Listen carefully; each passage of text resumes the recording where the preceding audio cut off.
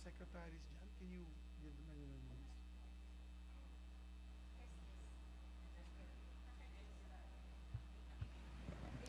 The 19th session of the Senate, the first regular session of the 19th Congress is hereby called to order.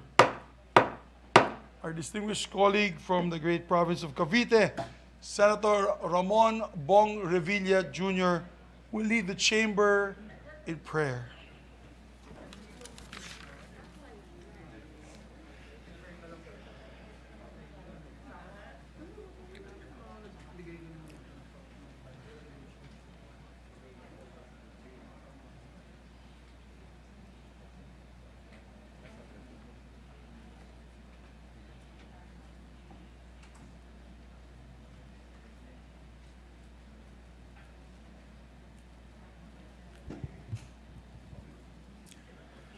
Heavenly Father,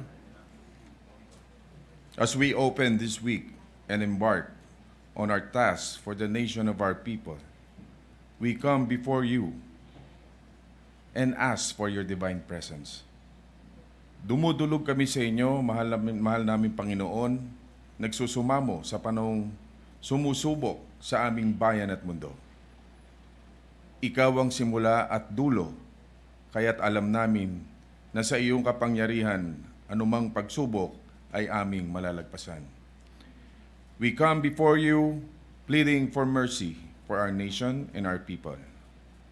The natural calamities that have tested our spirit, the rising prices that have exacerbated our daily struggles, the continuing conflicts around the world that have aggravated our difficulties. We know that with your love and compassion, we will endure and survive them all. No tribulation is ever beyond your power. Alam namin ang sinusubok ay itinatangi. Ang mga pigating ito ay agarang mapapawi sa iyong isang salita lamang. Naninikluhod naming inilalapit sa iyo ang aming bansang Pilipinas, ang perlas ng silangan na iyong pinagpala at binasbasan. Huwag mo po kaming pababayaan, Panginoon. Lord, we ask for your hand and of protection over us and your wisdom to be upon us who are leaders. Lord, I pray for unity amongst us all. Give us all a united spirit, for when there is unity, you command a blessing to come. I ask that the walls that separate and divide our people due to differences in ideology, alliances, and political leanings come crashing down. Tuluyan po ninyong pagkaisahin ang aming bayan, Panginoon. Give us eyes to see a common vision for our nation, that we may all rally together in one spirit and in one heart. The Bible says in Proverbs 29:18, where there is no vision, the people are unrestrained, but happy is one who keeps the law.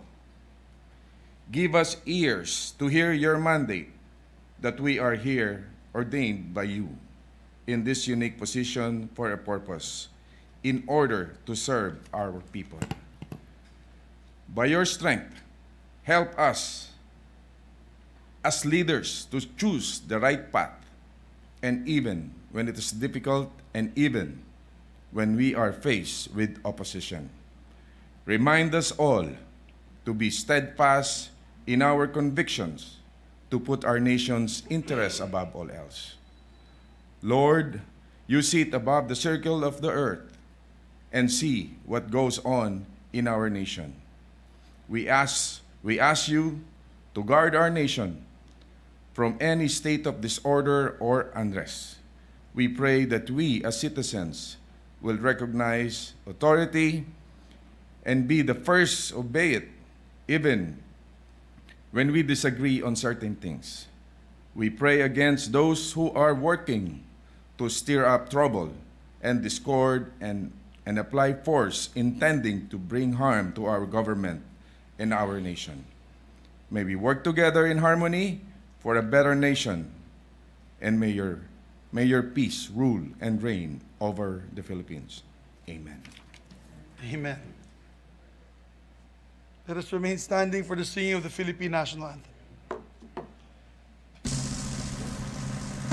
Bayang magiging dalas ng silanganan, alam na puso sa tipo'y buhay.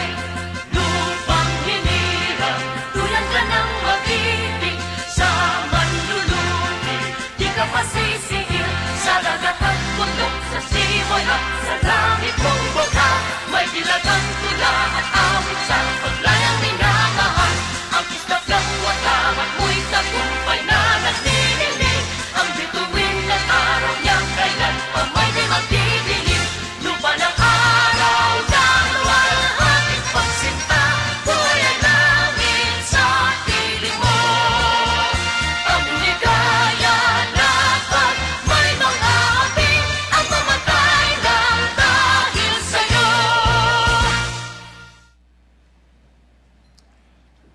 Secretary, please call the roll of members.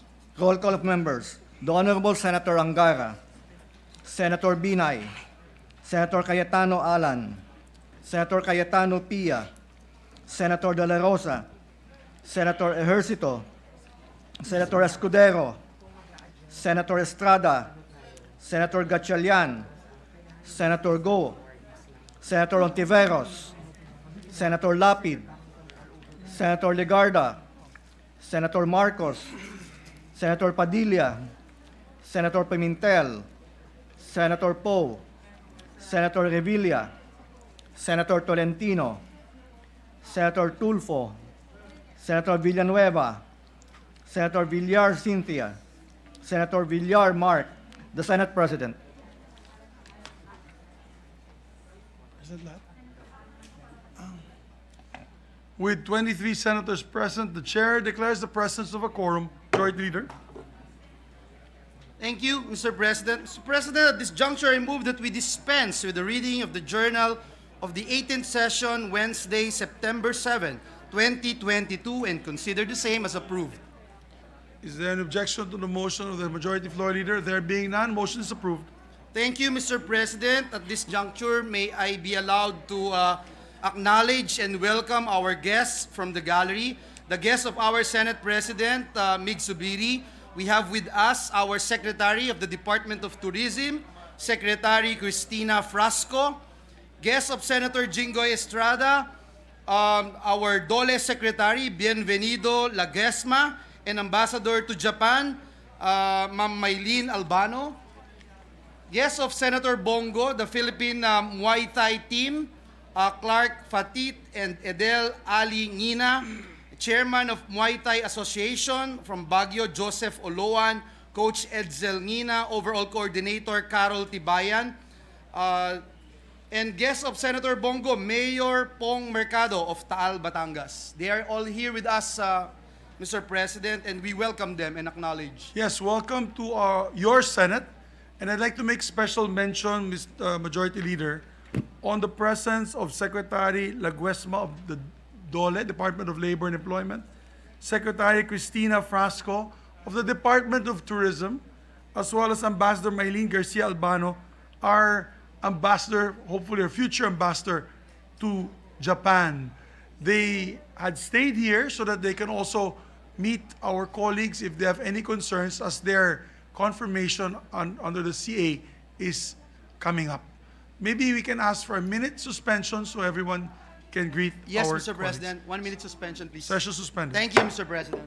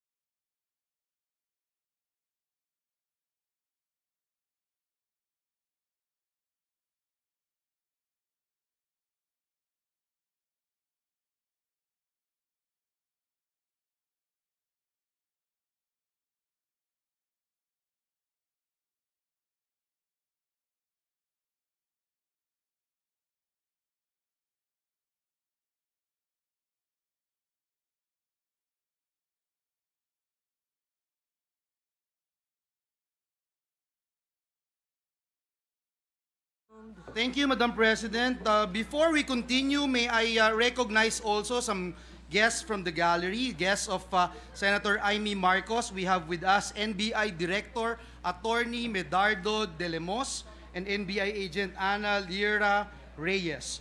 Also guest of our dear colleague, Senator Bato de la Rosa, is a former mayor of Del Carmen, Surigao del Norte, a former mayor Prosefina Coro.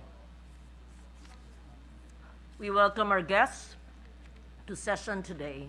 Thank you very much, Madam President. Madam President, at this juncture and with the permission of the body, I move to consider proposed Senate Resolution number 198. I so move, Madam President. May we have the title of the measure?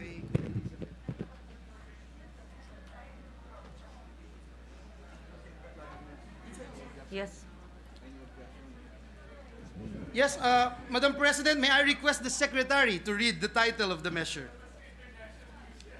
Please read. And the perhaps title. adjourn the second session behind me, Madam President. Yes, there's a second session.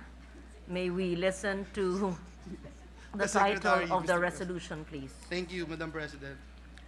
Resolution expressing the profound sympathy and sincere condolences of the Senate of the Philippines on the death of Queen Elizabeth II of the United Kingdom of Great Britain and Northern Ireland. Madam President, the status of the measure is that we are in the period of sponsorship, and at this juncture, I ask that we recognize our Senate President Juan Miguel Zubiri to sponsor this resolution. Thank you, Majority Leader. Senate President Juan Miguel Zubiri is recognized to sponsor the resolution. Thank you very much, Mr. President. There was a little bit of a commotion in the back because our dear colleagues wanted me to deliver my speech in Queen's English, but I only know Scottish. Well, Madam President, I stand here today to join the rest of the world in extending our sympathy and condolences to the royal family and to the British people on the passing of their beloved monarch, Queen Elizabeth II, who's now called by many as Queen Elizabeth the Great.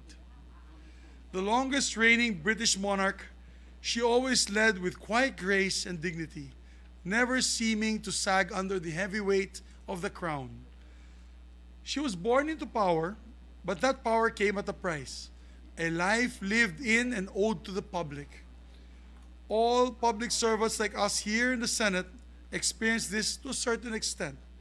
But it is a deal we enter into and a choice that we willingly take. Not so for the Queen. At just 25 years old, she had no choice but to relinquish any possibility of a life lived for herself. In a strange way, in taking up the highest seat of power, she also gave up autonomy over herself. Nevertheless, my dear colleagues, she navigated her role well, much like her namesake Elizabeth I. She ushered in a golden age of the monarchy and became a constant figure of stability for her people. And her unflappable leadership was instrumental in uplifting national morale even in times of socio-economic and political upheaval. In her 7 decades as a monarch, she also oversaw the strengthening of their foreign affairs, including of course, bilateral relations between the United Kingdom and the Philippines, particularly with regards to peace and development, disaster relief and management, trade investments, and climate action and health.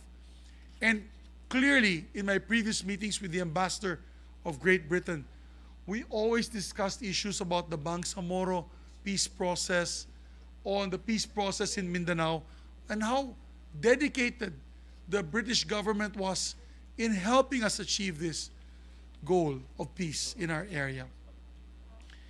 And I had such an amazing experience listening yesterday. It was yesterday, Sunday afternoon, to many distinguished former prime ministers at Westminster Abbey giving eulogies on their beloved Queen Elizabeth the Great.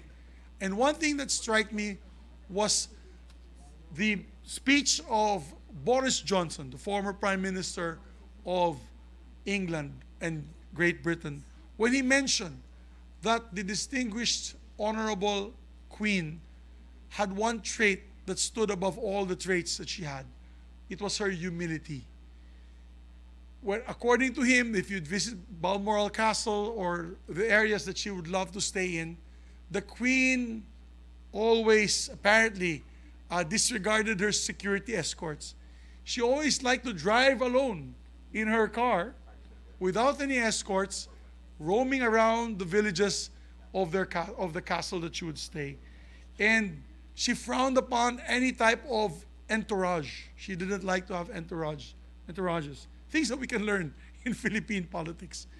And she also believed in duty to her people. And I think that is her enduring quality. And for most of you who watch The Crown, as I'm a big fan of that show in Netflix, see truly, no matter what side she takes on her personal life and public life, she always fulfills her duty to her people. Duty first among any other thing that would be the template of the society at that time. It was always duty first. So, indeed, we join hundreds of thousands of overseas Filipino workers in the United Kingdom today. We have plenty in the United Kingdom, Madam President, who are mourning the loss of the Queen of England and Great Britain, under whose leadership they were able to enter the UK to create a better life for themselves and their families and communities back home. So, Madam President, once again, let me reiterate the expression of our deepest sympathies and condolences on the passing of Queen Elizabeth the Great, a leader well loved and respected and admired the world over. Thank you, Madam President, and I'd like to ask our colleagues to adopt with all members this resolution with all members as authors. Thank you very much, Madam President. Thank you, Senate President Miguel Zubiri. I am certain that all the members of this chamber would like to associate themselves with your earnest thoughts on your resolution. Do I hear the Majority Leader Yes, Madam President, asking that? can I do that at a later portion of this deliberation, Madam Yes. President, as we are to listen to some of our colleagues. One of the co-sponsors is Senator Nancy Binay, who wishes to just insert for the record her co-sponsorship speech together with Senators Revilla and Senator Tulfo, Madam President. Senator moved. Nancy Binay, Senator Revilla Rafi Tulfo, and Senator Tulfo, and yes. Senator Bong Revilla also have their co-sponsorship speeches, which are acknowledged to be inserted into the records. Thank you, Madam President. Last but not the least, we have the distinguished lady from the city of Taguig and Pateros, Senator Pia Cayetano, to co-sponsor the measure, Madam President. I move that she be recognized. Senator Pia Cayetano to co-sponsor the measure is also recognized.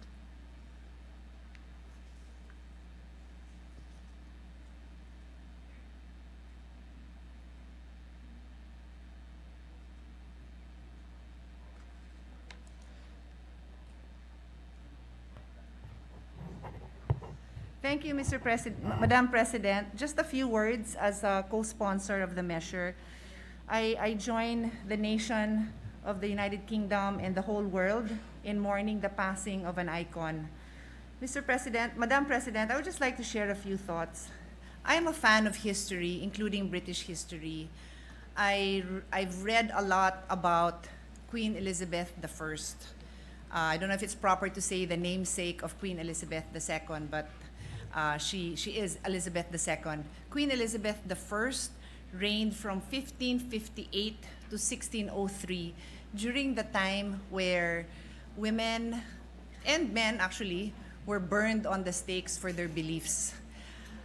Fast forward to 400 years, more or less, 400 years later, Queen Elizabeth II started her reign. And I never considered it history. It was more of current events because she was still alive. Since I was a young girl, I already knew her as queen.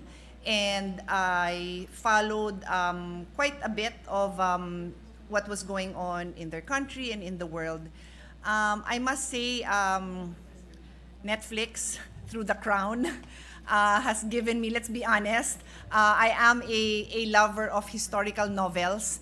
So whether these historical novels are later on converted into movies, they really make the study of history more interesting. And obviously, there is a difference between history, dear colleagues, I support that, between history that is based on records and movies and series that we watch, but somehow they make it come alive for a lot of people, including myself. I also am a big fan of documentaries. And what I'd like to share is that I don't really recall, and I may not know enough about Queen Elizabeth, but I don't really recall that she was specifically an advocate for women's issues per se, because she was an advocate for so many issues for the welfare of her whole country, and to a large extent to the survival of the world, because she was instrumental, played a big role through many turning points in the history of the world, because the UK, England played a big role, and therefore as monarch of UK, she had a role there as well. So if somebody like me who believes that I've had role models in my lifetime can be inspired by the life of a woman I never met, of a person who I just know from the news, and then, as I said, later on through movies and documentaries, if somebody like that can inspire me in my lifetime, then I am certain she has inspired millions of young girls, of young people all over the world. And for that, I joined my colleagues, I joined the nation, and I joined the world in mourning her passage. Thank you, Madam President. Thank you, Senator Cayetano, Majority Leader. Thank you, Madam President. Thank you, Senator Cayetano. Madam President, at this juncture, I move that all members of the Senate be made co-authors of this resolution.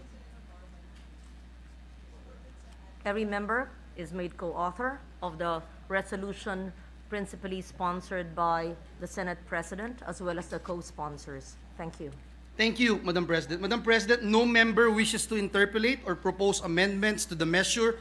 I move that we adopt proposed Senate Resolution number 198, subject to style. Is there any objection? Hearing none. Proposed Senate Resolution 198 is hereby adopted, of course, subject to style. Thank you very much, Madam President. Madam President, with the permission of the body, I move to consider proposed Senate Resolution number 199, taking into consideration proposed Senate Resolution numbers 201 and 202. I so move, Madam President. Is there any objection? There being none, the motion is approved. Consideration of proposed Senate Resolution 199, taking into consideration Senate Resolution numbers 201 and 202 is now in order. Thank you, Madam President. May I request the Secretary to read only the title of the measure? Resolution commending and congratulating Alexandra Ayala for winning the 2022 Girls Junior Grand Slam Singles Crown of the U.S. Open Tennis Tournament in New York City, USA. Madam President, the status of the measure is that we are in the period of sponsorship. I ask that this representation be recognized to sponsor this resolution. Please proceed. Thank you very much, Madam President. Madam President, after the win of Alex Ayala yesterday, we were able to gather the support of all 24 senators. This shows how the People's Senate support our Filipino athletes.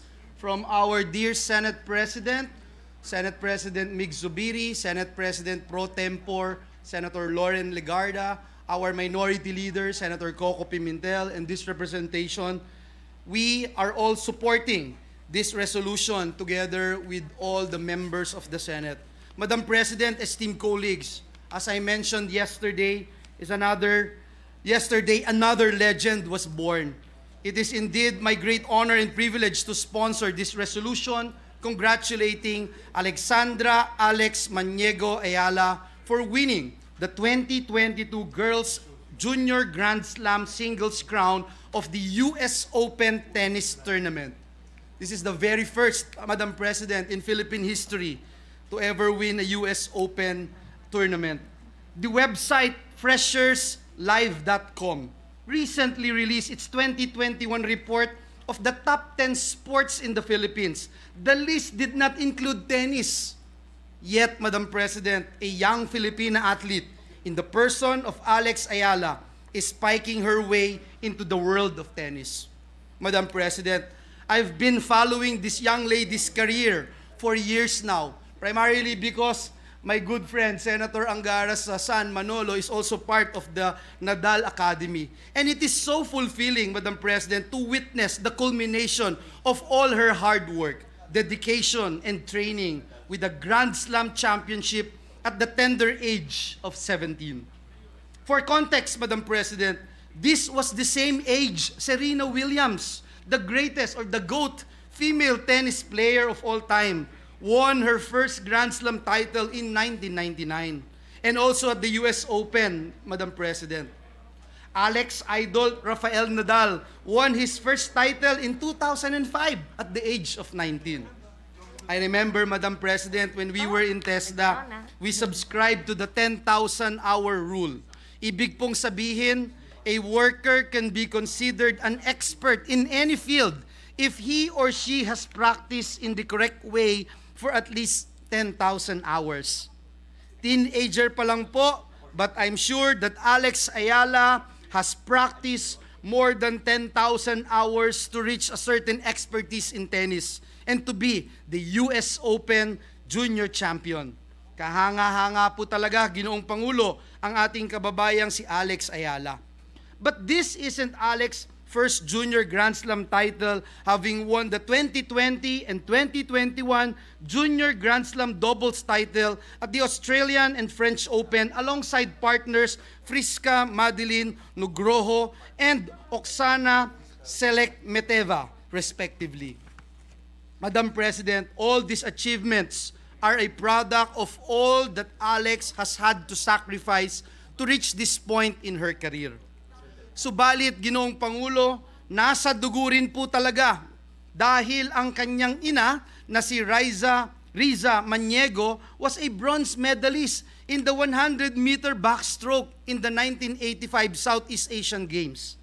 Si Alex Ayala po ay pamangkin din ni Chairman Noli Ayala, who has recently assumed his chairmanship of the PSC and who was here earlier today together with our distinguished colleagues in the Committee on Sports headed by Senator Bongo.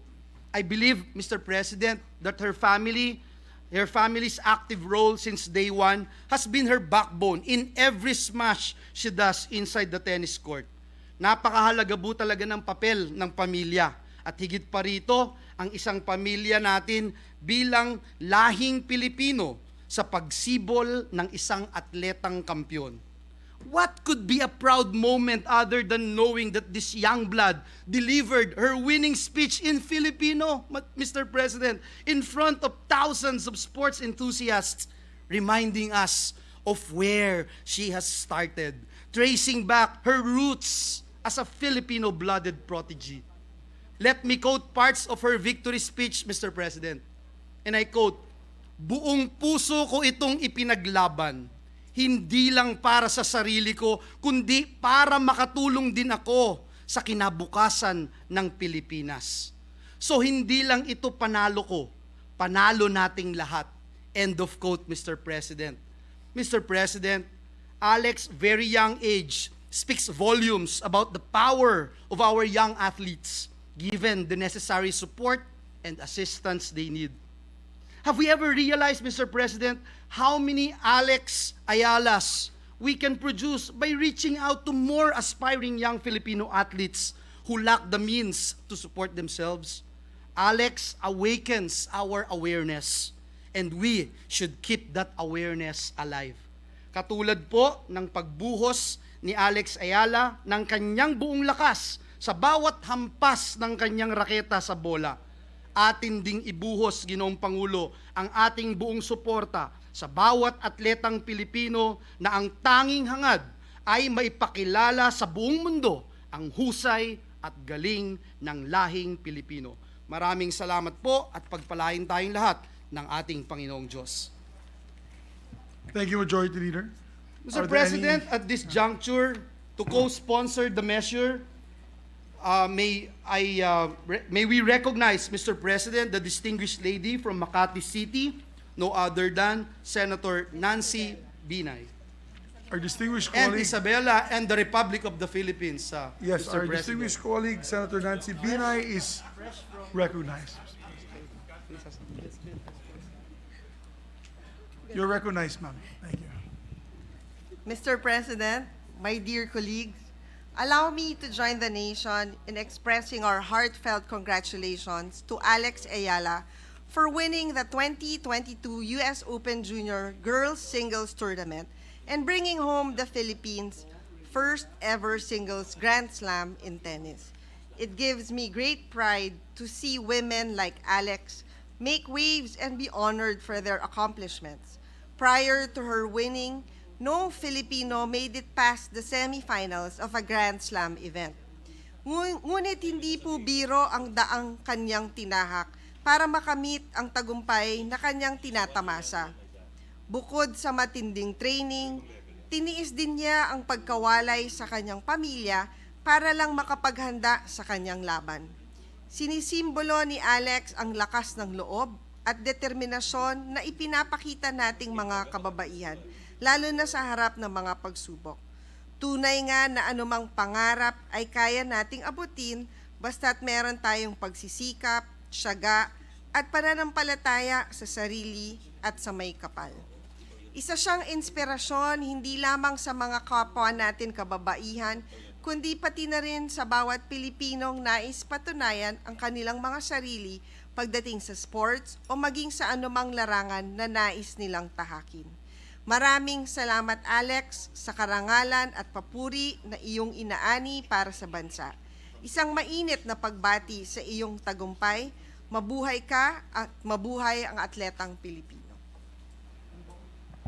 Maraming salamat to our distinguished colleague from Makati. Yes, Mr. Majority President. Next to co-sponsor the measure is the chairperson of the Committee on Sports of the Senate, no other than the distinguished gentleman from Davao, Senator Bongo. I move that he be recognized. May silingan, the distinguished gentleman from Davao, Senator Bongo, Christopher Bongo, is recognized. Salamat. Mr. President, today I am glad to co-sponsor the Senate resolution paying tribute to another athlete who brought tremendous pride to our country. We honor a lady who made history in Philippine sports by becoming the country's first tennis player to win a juniors singles Grand Slam event. Alexandra Ayala, a 17-year-old tennis player, made sporting history by becoming the first Filipino to win a juniors singles Grand Slam match after defeating her opponent to win the U.S. Open Girls Singles title in New York City. Alex won the title in style after advancing to the final round without dropping a single set after 6 hard-fought matches. The pride of the Philippines currently owns 3 junior Grand Slam titles after winning the girls' doubles titles at the 2020 Australian Open and 2021 French Open. During the Committee on Sports hearing earlier, I already expressed my commendation and praise for this historic feat. In addition, Alex also competed in the 31st Southeast Asian Games where she won the bronze medal in said competition. Mr. President, Alex's victory is a victory for the entire country and serves as motivation for many young Filipinos interested in participating in national sports, particularly tennis.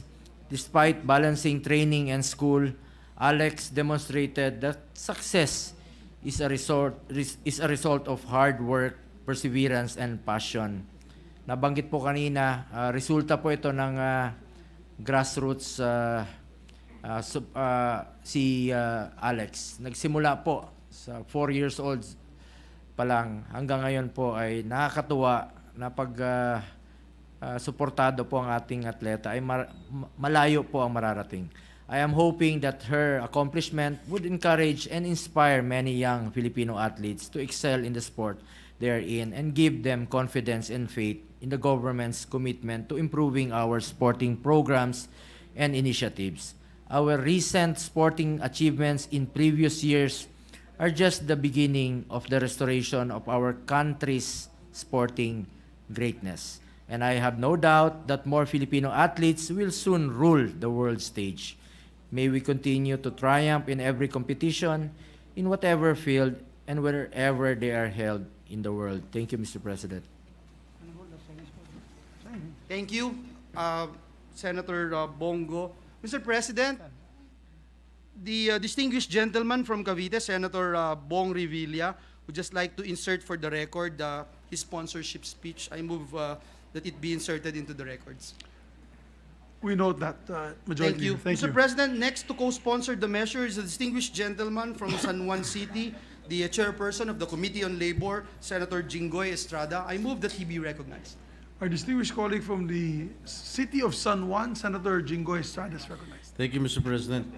Mr. President, distinguished colleagues, I am honored to co-sponsor Senate Resolution number 199, commending and congratulating Alexandra Ayala for winning the 2022 Girls Junior Grand Slam Singles Crown of the U.S. Open Tennis Tournament in New York City, United States of America.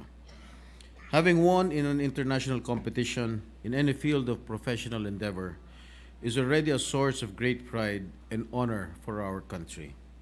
But being the first Filipino to also claim a Grand Slam title in a sport loved and played by more than 1% of the global population is truly a feat worthy of commendation.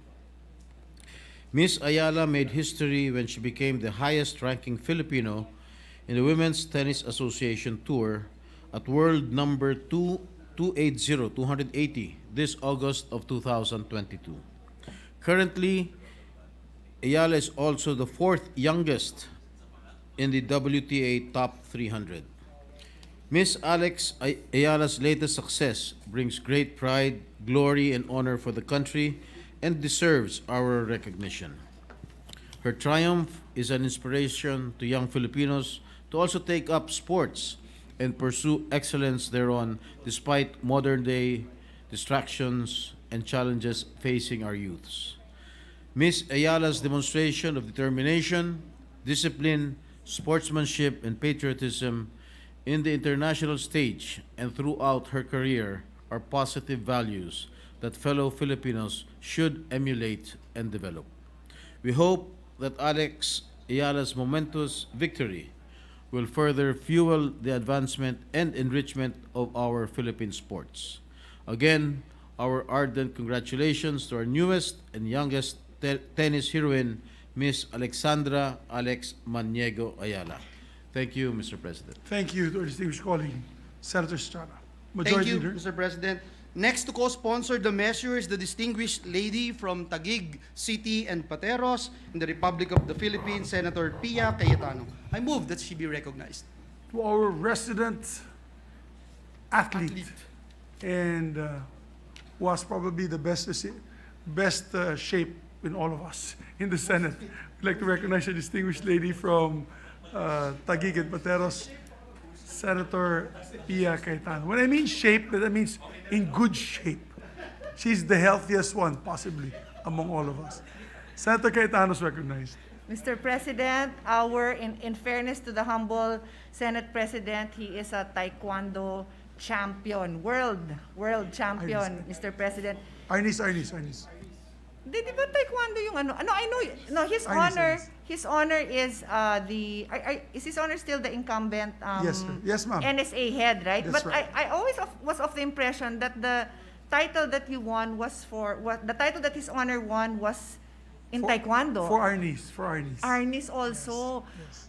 I apologize for that mistake. I really thought that His Honor crossed over because I know His Honor is a Arnis supporter, but for some reason I had it in my mind taekwondo. Anyway, having said that, many of our colleagues are amazing athletes.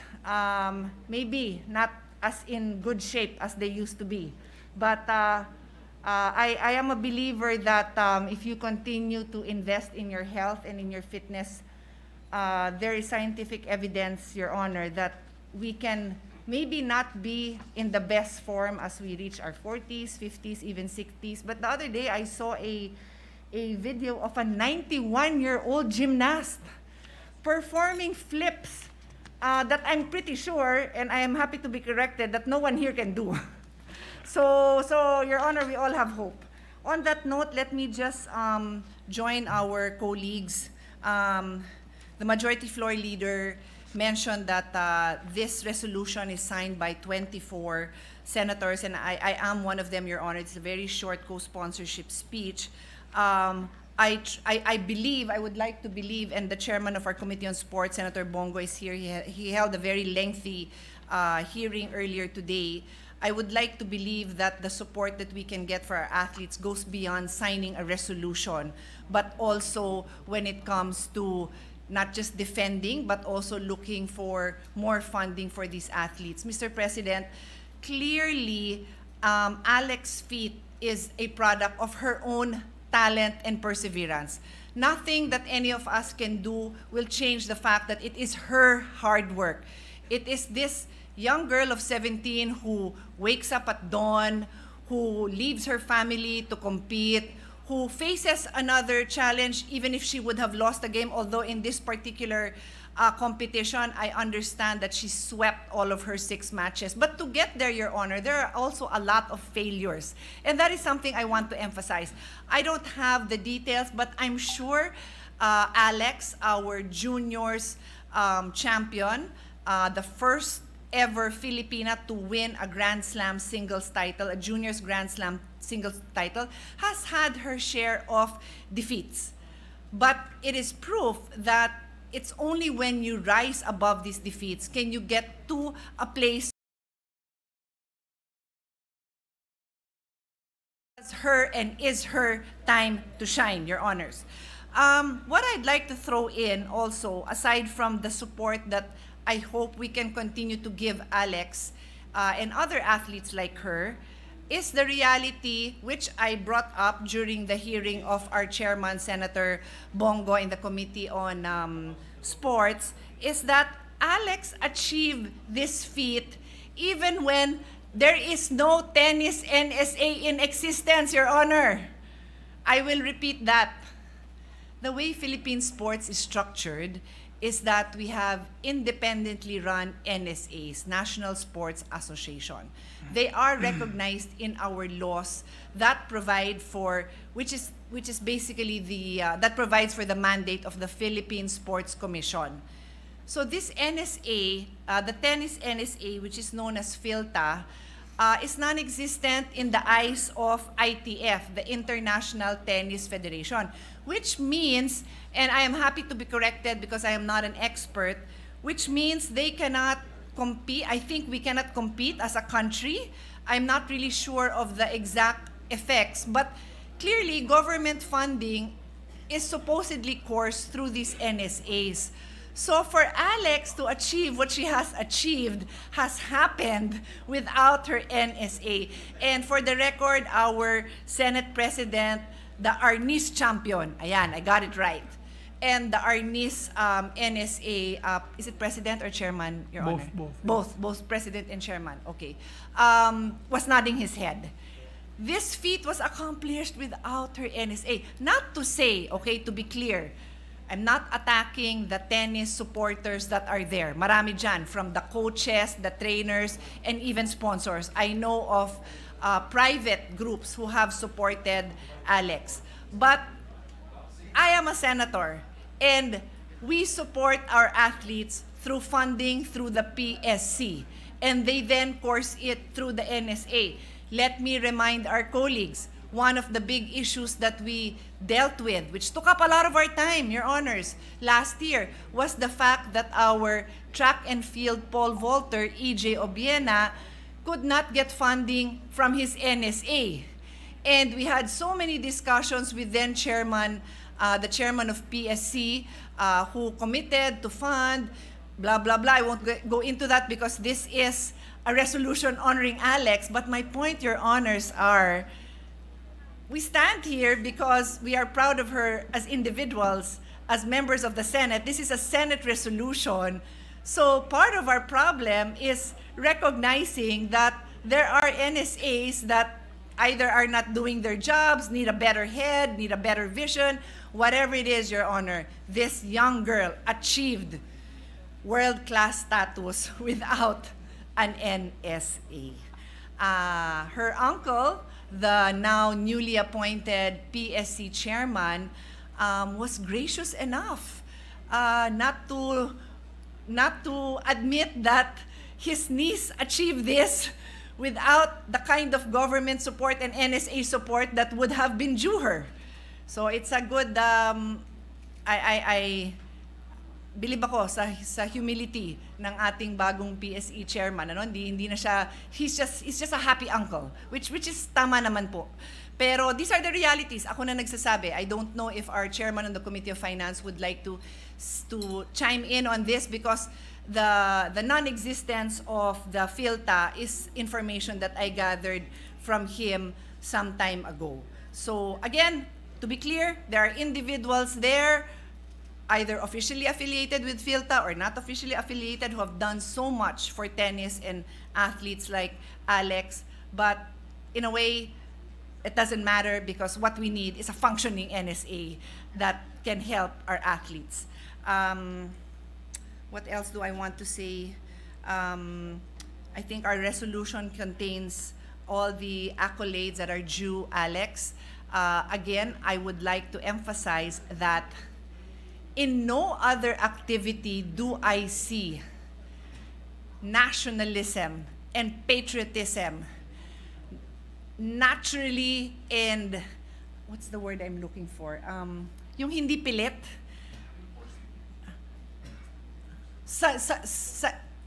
Spontaneously, there you go, thank you, Minority Floor Leader, naturally, spontaneously coming out of people. No political color, no religious affiliation, nothing. It is a natural reaction to cheer, to be proud, to wave the Philippine flag when we see athletes excel. Sometimes they don't even win, but they show such good performance that we're so proud of them, Your Honor. This, to me, is the best way to promote nationalism and patriotism. Supporting our athletes, calling upon our kababayans that are spread out all over the world. I understand that our New Yorker and US kababayans flock to is it in Flushing? Is it in Queens? Is it correct? Was that in Queens? Yeah, it's in Queens, right? Always. So I'm asking the in-house tennis expert that if I remember correctly, short time I lived in New York, I remember that it was in Queens. So I heard that from the reports of Diane Castillejo, also an icon in tennis, that Filipinos, maybe mostly from New York, New Jersey, the tri-state area, flock there to rally for Alex, and on social media and in any possible way, this is what Filipinos do. This is how we express our nationalism, patriotism, rallying behind athletes who excel. So congratulations once more, Alex Ayala. You make us proud. Thank you, Mr. President. Thank you. Thank you. And if you need more information about New York, we do have an in-house New York expert, Senator Tolentino. Yes, Majority Leader. Thank you, Mr. President. Mr. President, at this juncture, I move that we recognize to co-sponsor the measure the distinguished gentleman from the great province of Aurora, our Senate Finance Committee Chair, Senator Sani Angara. Our distinguished Chairman of the Committee on Finance, no other than our colleague Senator Sani Angara, is recognized. Salamat, Mr. President. Salamat, Majority Leader, dear colleagues. Actually, wala akong prepared speech, Mr. President, but I'm so moved by the achievement or the feat of our countrywoman Alex Ayala at such a tender age that I think it would be, I should stand up and praise her because having been a tennis fan for so long, my late father, my mother are avid tennis players. And I've known Alex for at least six or 7 years now, actually. I saw her grow up. The first tournament I saw her win was a juniors tournament in 2016 in Thailand, in Bangkok. She was there with her brother Miko, older brother, who's now flying the Philippine flag as a NCAA tennis player for Penn State University, a Division I school. So it runs in the blood, Mr. President. Mahusay talaga sila. But I would like to make a few points in relation, and I share all of the manifestations and statements made by our colleagues, our good majority leader, Senator Binay, Senator Pia, our chairman of sports, Senator Bong, who I'd like to thank for having such a good committee hearing this morning and pledging support for of all forms for Philippine sports, particularly the SBP hosting of the World Cup. Thank you, sir. To our colleagues here, Senator Jinggoy is a athlete. Kung napanood niyo yung Star Olympics, he's the first athlete to combine boxing and basketball in one go. No, Mr. President, seriously speaking, I think we should take this opportunity because the Senate President is a former national athlete. The Majority Leader is a former national athlete. The Speaker before me, the Chair of the Committee on SDGs, is a former national athlete.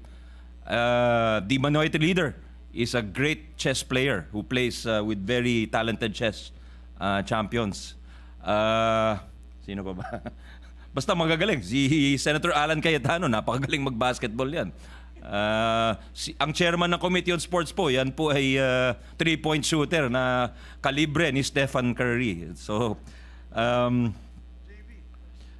JV is a biking aficionado. BMX. And he was also a very good basketball player when I was with him in Xavier. So my point, Mr. President, is that Philippine sports is having a moment with Alex Ayala's victory, with Yuka Sasso being the first Filipina golfer, with the achievements of the Malditas, the women's football team, who won a tournament recently in Southeast Asia.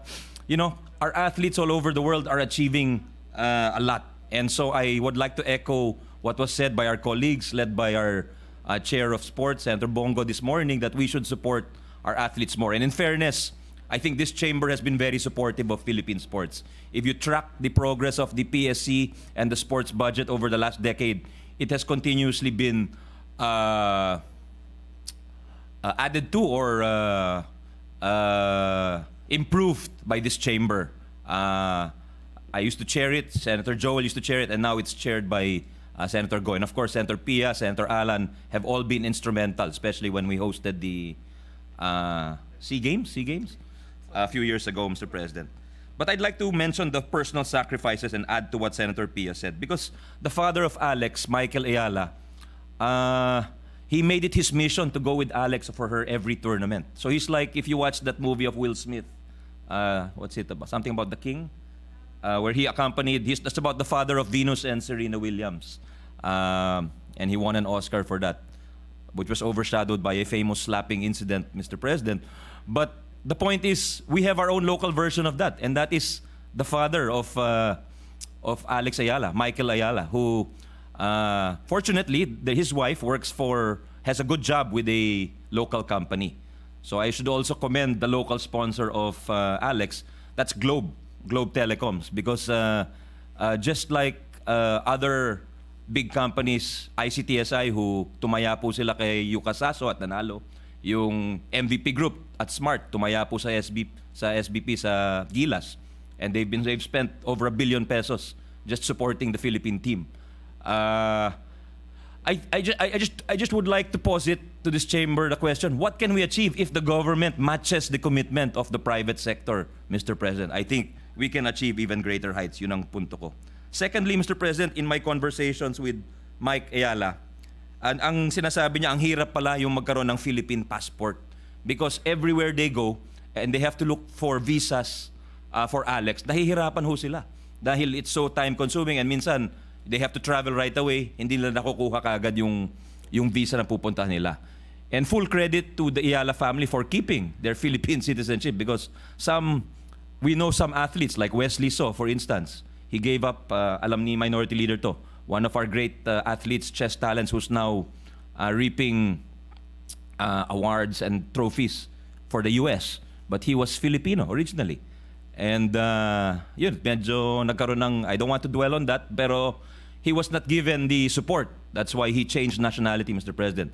So sa akin, let's support our athletes. And I call on the DFA, I call on all its consular offices and passport offices abroad to please, pagka dumating dyan yung pasaporte ni Alex Ayala at nung ibang atleta po natin, please roll out the red carpet for them. Please make it easy for them.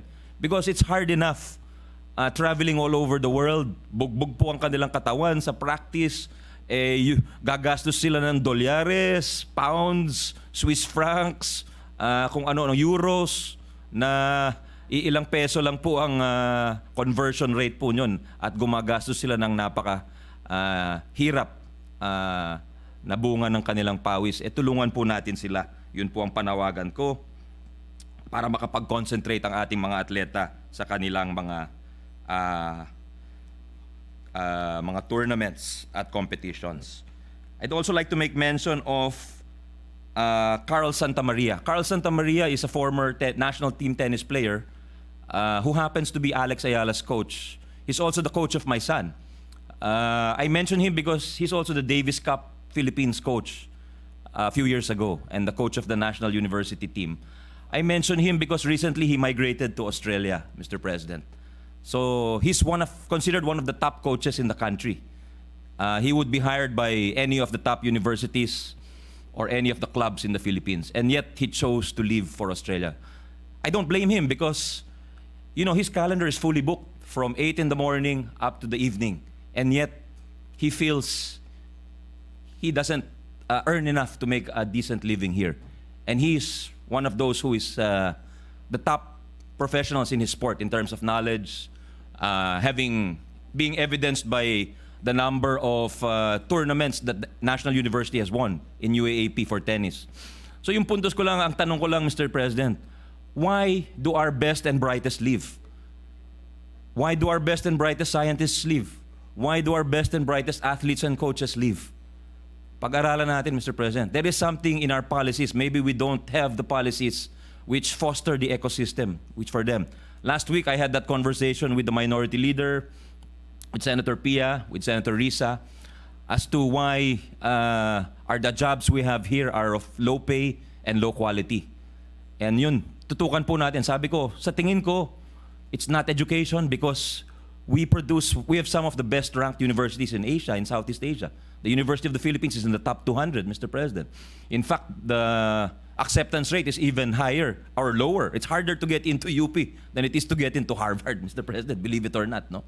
But I'm not saying we're as good as Harvard. But yung point ko lang is, I think there is a missing ingredient, and that is the strategic thinking and policy that comes in the realm of sports, the arts, science, research and development, and other things which all contribute to nation building and which help make a nation great, which help mold national pride, national identity, and a great nation.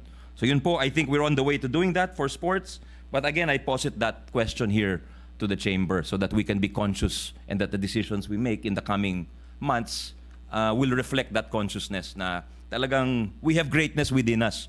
But are we fostering it? Are we encouraging it? Let's be conscious to make sure we do, Mr. President. Salamat po. Thank you very much to distinguished colleague from Aurora, and I, as a member of this chamber, agree totally on the points being raised by Senator Angara, particularly on this issue on value added for different industries, and I totally agree. I just read the other day an issue particularly on the education sector, wherein we're ranked 79 out of 79 countries tested for comprehension. When it comes to reading and writing, wala tayong problema. Pagdating sa comprehension, it's a different story. Do they understand what they're reading? Do they understand what they're writing? And that is very important. And I'm glad that we raised this issue. I'm glad also before we went into the 19th Congress, the 18th Congress, we were able to approve the EDCOM, the Educational Commission of Senator Wing Gatchalian, together with the other members, and I hope it can make a difference, Your Honors. I really, truly hope so. Because we don't want to lose champion Alex Ayala to another nation who will give her the opportunity to grow and to shine. The other lady, I think, that had changed her citizenship was Sasso. I think she dual, and she decided instead of taking the Filipino citizenship, she went to, and she became a Japanese citizen. A big loss for our nation. Although we still consider her as a Filipina, but a big loss, particularly in medal events in the future. So, Majority Leader, may we recognize? Yes, Mr. President, I think Senator Pia would like to Yes. manifest. Senator Cayetano, Please. you are recognized, Yes. Madam. Mr. President, just a manifestation to add to the discussion. The chairman of the Committee on Finance, as we know, avid basketball player, tennis supporter, aficionado, said he did not want to dwell on certain things that hinder the athlete's growth, but he dwelled on it a bit, and I will add to that. I want to dwell on it, Your Honor. No, I just want to add specifically on the difficulty of our athletes, the difficulty they face when they want to travel to other countries. It's exactly the same issue that EJ Obiena has, because he lives and trains in Italy, and he has to leave the country because his visa is very short. I don't know if it's 3 months or 6 months. Unlike, I think, I'm familiar with situations where you can leave the country, like I think in the Philippines, no, they leave, they come back, diba? They just come back and renew their stay. We're quite lenient about it, but it's not like that at least in Italy and maybe other European countries. You have to go back to your country to renew your visa. So it's outside of the scope of our passport issuing offices, but I have had the chance to talk to this with. It just so happened, as you know, my dear colleagues, that I was in Korea for the World Global Health Summit. So I spoke to our ambassador about it, and she said that the DFA could make representations on this matter with their counterparts. And then when I spoke to newly appointed Chairman Noli Ayala, he also said that he can also make representation with the sports commissions in the other countries to assist in this matter, because it's really difficult and it's more expensive for our athletes to go through this, Your Honor. That is my manifestation. And then for the minority floor leaders info, I found the word I was looking for. The natural and spontaneous support that we give athletes when they're winning. The word I was looking for was organic. Yung hindi pilit. Just to put on record, because I was looking for the right word, and spontaneous was a good one, but the word I was looking for was the support, the showing of our patriotism and nationalism is organic, naturally generated. Yun lang po. Thank you. Distinguished colleague. Yes, Mr. President, this representation would also like to associate himself to the manifestations made by our distinguished colleagues, Senator Angara and Senator Pia Cayetano.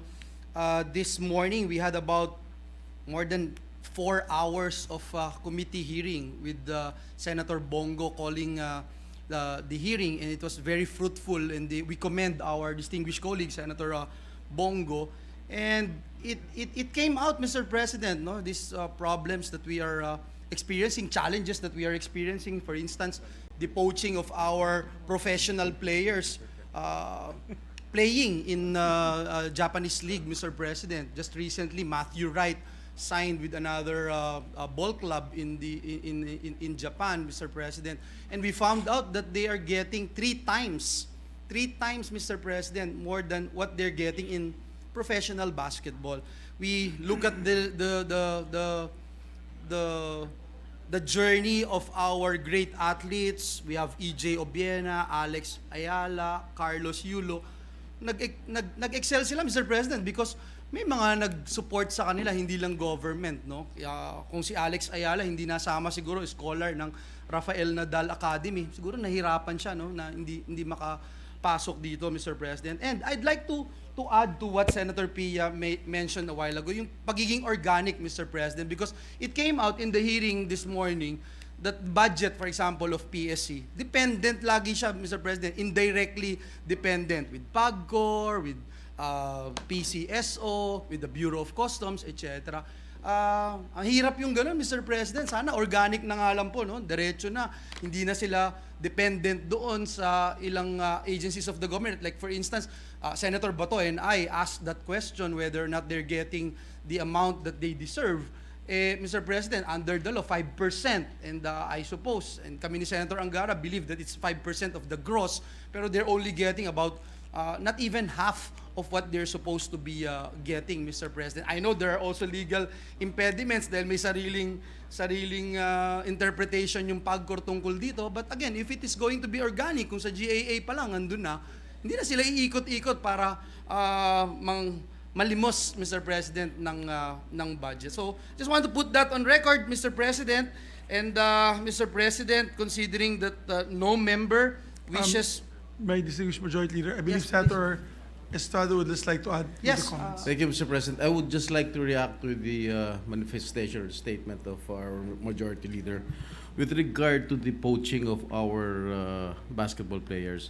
I had a dialogue with the Commissioner of the Philippine Basketball Association this afternoon after the hearing of the Committee on Sports.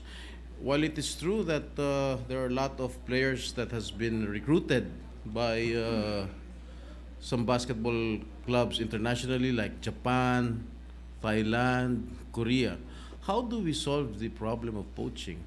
Since their offer is, according to use 3 times. So the minimum salary that they are receiving is around 1.2 million per month. So how can we cope up with this salary? And according to the commissioner of the PBA, there is no salary cap. Sky is the limit. Samantalang dito sa Philippine Basketball Association, meron tayong salary cap. I think it's only 500,000 pesos a month. So, 200,000? 200,000 sa mga bagong players. So how can we solve the problem of poaching? Is there any solution that we can get? Mr. President, the same question was raised by this representation in today's hearing with the Committee on Sports.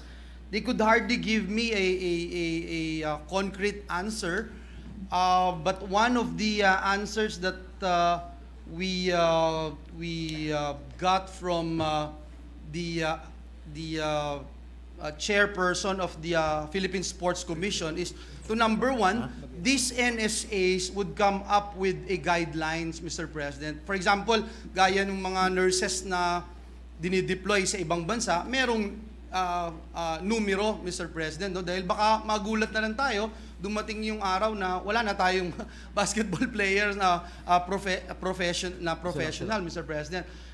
Yun po, between the jurisdiction of these NSAs, these associations like Samahang Basketball ng Pilipinas, but on the side of the government, yun nga po, kung mabibigyan din ng kopya ng kontrata yung ating Philippine Games and Amusement Board, matulungan nila na masiguro na maprotektahan yung ating mga atleta. Yun po yung mga naibigay sa atin na sagot kanina, while wala ho tayong ma-squeeze in kanina na sagot, except parang just like in addressing the problem of the deployment of our professionals, Mr. President, we just keep on producing more talents in this country. Yeah, not only professionals, Mr. President. The saddest part of it is that they are recruiting collegiate players. That actually came out, Mr. President. In fact, there was one example in the player of Ateneo de Manila University, I think Belangel, Yeah. Yes. SJ. SJ Belangel, Mr. President. He was and even Renz Abando of UST, who was because I manage a team in the MPBLs on one night, That's true. and it's considered a professional league, and they pirated one of my players also. They recruited one of my players because of the high salaries that they are supposed to receive in the international basketball league. So Although, that is the saddest part of it. Even the collegiate players are being poached by these basketball leagues overseas. gentlemen, it is a private transaction because it's between private entities, PBA being a private institution. I think and I believe in the US, they have contracts. So if they violate the contracts, the penalties and fines are very large. And I think they put a ban on the players for playing particular seasons if they violate their contracts. So I do not, the problem is that's internal. For example, with the NBA, I don't know if we can legislate that because it's a private transaction between players and institutions who are hiring them. I'm not a lawyer, but I can see that there may be a problem if we put a strict ban on poaching per se, no, because it will delve into the realm of private commercial transactions. Yes, President, Senator with the Tolentino. permission of the two gentlemen, Mr. President, during that hearing this morning, I was the one who Viber texted Ambassador Designate Nominee Albano to attend.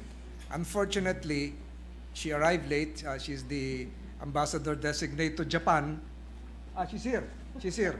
And she can, I'm sorry, that late perhaps might not be the correct parliamentary term, Mr. President.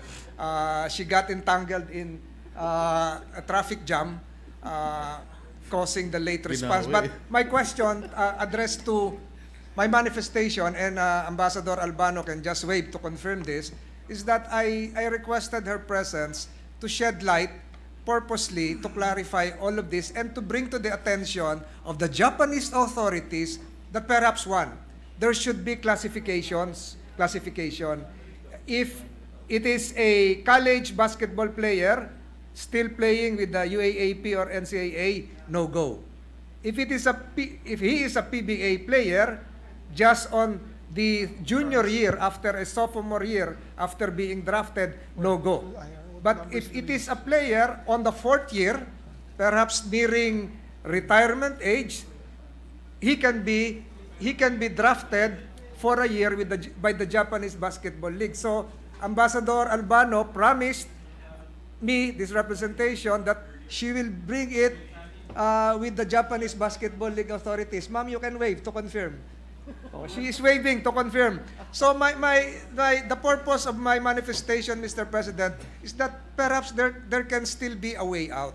Yes. Wala naman po makakapigil kay Dwight Ramos, kay Bilangel, even last night si Roosevelt Adams was reported as going to Japan, Matthew Wright at marami pang iba. Subalit pwede pong iayos yung scheduling, pwede magkaroon ng classification nang hindi naman po maubos yung player natin. At pwede rin pong magkaroon ng sistema na yung magagaling na player ng Japan, paglaruin din po natin sa PBA para makita rin po nila yung liga natin. As import. Para naman sa ganun, ma-offset yung hindi po poaching ang tawag ko dito skills drain.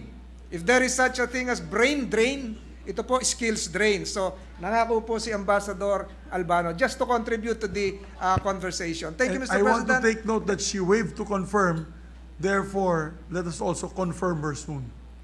Yes, yes, Mr. President. So, thank you to Senator Estrada and the Majority Leader as well. Mr. President, Yes, Madam Senator Pia yes. Cayetano. I was going to say with the permission of the two gentlemen, but they have abandoned their respective podiums. No, it's okay. It's just a comment, but the gentlemen are free to react to what I'm about to say because I simply wanted to say that, and I may be wrong, but from my recollection, I have not heard I have not heard a similar passionate discussion on the brain drain and the talent drain, the gaps that are created in both our health and education sector, as I have heard when it comes to the basketball players leaving this country. On that note, Your Honors, and I am an athlete myself, I understand the passion. But may I ask my dear colleagues to also provide the same passion and join me when we discuss the same issues that happens, as rightly pointed out in the hearing of Senator Go in the Committee on Sports, na para din tong nawawala na nurses. And then, like I said, teachers, no? Yung English teachers natin, nagtuturo na ng English sa ibang bansa, sa China, sa Thailand. And then dito, medyo nahirapan na mag-English yung mga bata dahil baka wala na rin magagaling na magturo. My point, Your Honors, is may I humbly request that we also look at the issues. Because in Japan, for the former deputy speaker and what's the proper term? Not ambassador-elect, but Designate. Ambassador-designate to Japan. I'm sure would know by now because she's very diligent. She worked with my dad, one of the star lawyers my father ever had, even working in Malacanang with my father. So if my father believed in her, I'm telling you all, magaling siya. But what I'm trying to say is Japan also has a demand for our nurses. I'm not sure about the teachers. I wouldn't be surprised if they would also want to be interested in our English teachers. But for nurses, definitely, I know because I've met the Parliament of Japan, and this is an issue there. And I'm very happy that our skilled workers have opportunities abroad, but we have to balance it. So, won't go any further. Makikiusap lang ako that I will see the same support and passion for these other sectors as I see in basketball. Maraming salamat po. And just to echo what the distinguished lady senator from Taguig Batero said, that she's a very good lawyer, the ambassador designate Garcia, but she's also very patient like a saint for having a husband like Governor Rodito Albano. A saint. Patient like a saint. I second the motion. That is just a joke. If it is a motion. Yes. Mr. President, let me also put on record that Senator Pia already used 3 rostrum today, Mr. President. Yes, maybe we can approve this resolution and Yes, move Mr. forward, President, but let me also strengthen what you mentioned a while ago about private transactions, Mr. President, because as we understand where Senator Tolentino is coming from, pwede rin mabaligtad kasi baka mamaya yung market force hindi dinidebate natin yung market force na magdikta, baka college pa lang hindi na dito mag-aral.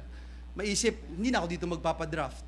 Baka earlier malose mo na yung prize possession nating mga athletes. So, just a caution, Mr. President, so that we can all study this particular issue. Well, Mr. President, before we approve this, let the example of Alex Ayala inspire all our athletes. When we heard her speak Tagalog in her acceptance speech as the first ever U.S. National Opens champion from the Philippines, let her be an inspiration to our athletes.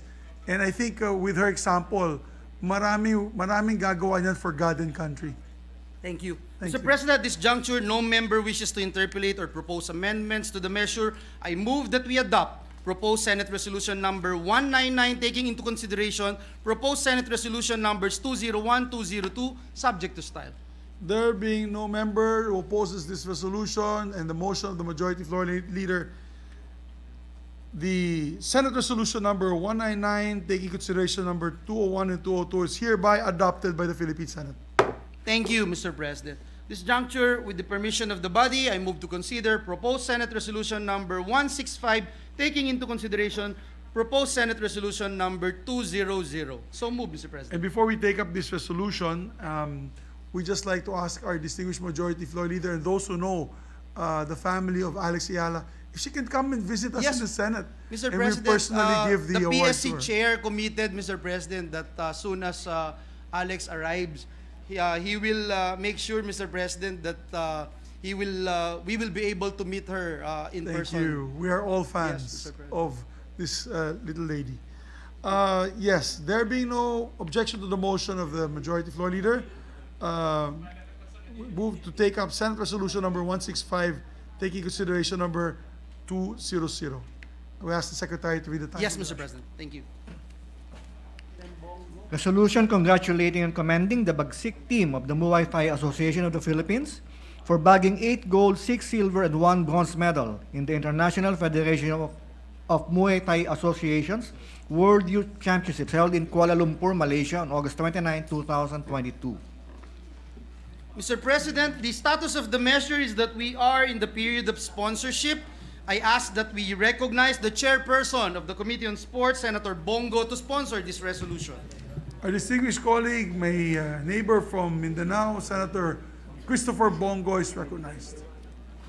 Mr. President, as Chair of the Senate Committee on Sports and an advocate for long-term sports development in the country, it is my honor to co-sponsor the resolution commending and congratulating the Philippine National Muay Thai Youth Team, otherwise known as Team Bagsik, for winning multiple medals at the 2022 International Federation of Muay Thai Associations Youth World Championships held in Kuala Lumpur.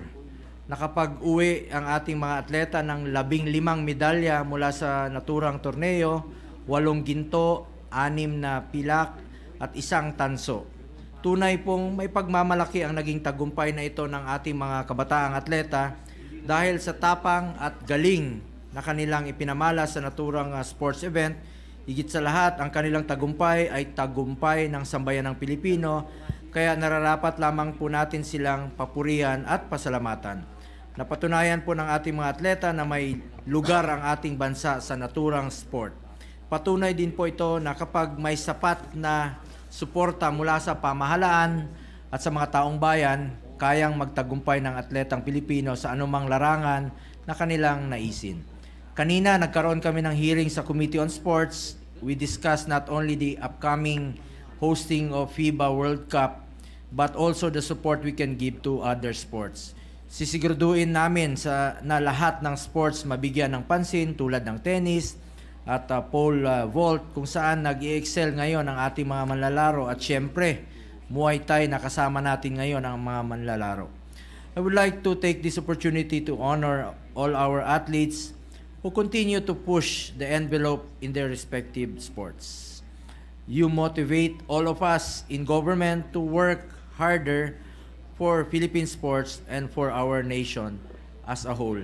Likewise, I want to thank all of you for motivating our countrymen and women and giving us hope in the midst of these trying times.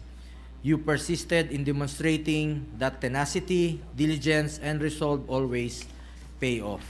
Additionally, I want to express my gratitude and congratulations to the Muay Thai Association of the Philippines and to all agencies and offices of the government who have helped and continue to help our Muay Thai athletes.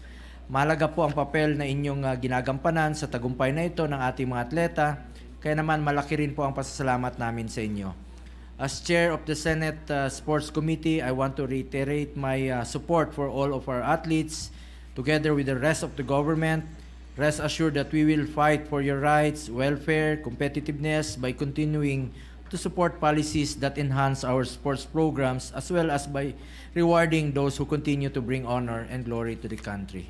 Makakaasa po kayo na patuloy ang pagpasa ko ng mga panukalang tutulong upang mas lalo pang mapaganda ang sports program ng ating bansa at magtatatag ng mga programang magbibigay ng suporta sa ating mga atleta upang patuloy silang makapag-uwi ng karangalan para sa ating bansa. Muli, congratulations po at mabuhay po ang ating atletang Pilipino. Thank you, Mr. President. Maraming salamat, Senator Go. Majority Leader. Yes, Mr. President. Mr. President, one of the principal author of this resolution is Senator Lito Lapid. He asked this representation to just insert for the record this sponsorship speech, Mr. President. We take note of the motion. Thank you. Thank you very much, Mr. President. Mr. President, there being no member who wishes to interpolate or propose amendments to the measure, I move that we adopt proposed Senate Resolution number 16. But before that, Mr. President, I'm sorry. May I move first, Mr. President, that all members of the Senate Thank you. be made co-authors of this resolution. So move. There being no objection to the motion of the majority floor leader, motion is approved. Thank you, Majority Mr. Leader, may I just ask if we did the same for the Yes. Alex Yes, Ayala we did, Mr. resolution? President. Thank you. Yes, together with, yeah, Mr. President. Yes, Mr. President, this juncture, no member wishes to interpolate or propose amendments to the measure. I move that we adopt proposed Senate Resolution number 165, taking into consideration proposed Senate Resolution number 200, subject to style. There being no objection to the motion of the majority floor leader, Senate Resolution number 165, taking into consideration Senate Resolution number 200, is hereby adopted by the Senate. Thank you, Mr. President. Mr. President, at this juncture and with the consent of the Chamber, I now move to resume consideration of Senate concurrent resolution. May I ask for a suspension? The two gentlemen players are here. Maybe we can, Oh, and yes. I signed the resolution. Yes, Mr. President, already. may I ask for 1 minute suspension So that they so can that come we up can to the rostrum. invite our awardees to the rostrum, Mr. Yes, President. session suspended.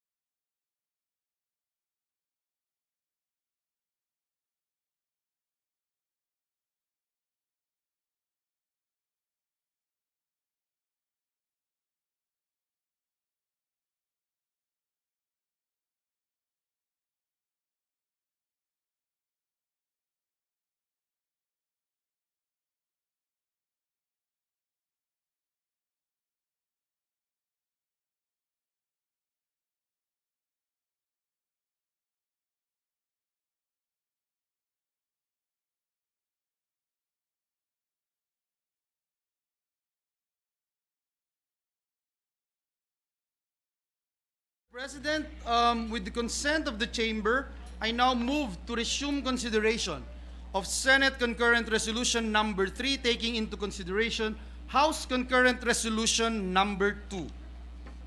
There be no objection to the motion of the majority floor leader. We move to resume consideration. What is the status, Your Honors? Mr. President, the status of the measure is that we close the period of interpellations and debate, and we are now in the period of amendments. And so with the consent of the Chamber, I now move to open the period of amendments. There being no objection to the majority floor leader, the motion is approved. Thank you, Mr. President. Mr. President, for amendments, I move that we recognize the distinguished gentleman from Aurora, the chairperson of the Committee on Finance, Senator Sani Angara. Distinguished gentleman from Aurora, Senator Angara is recognized. Thank you, Mr. President. Thank you, Majority Leader. Again, we thank our colleagues for interpolating me on the measure, and we only have one proposed amendment. This is from the distinguished lady legislator from Taguig, the chairperson of the Committee on Sustainable Development Goals, Senator Pia. This is contained in the second to the last resolutory clause, which begins, resolve furthermore to prioritize legislative measures and so forth, so on and so forth.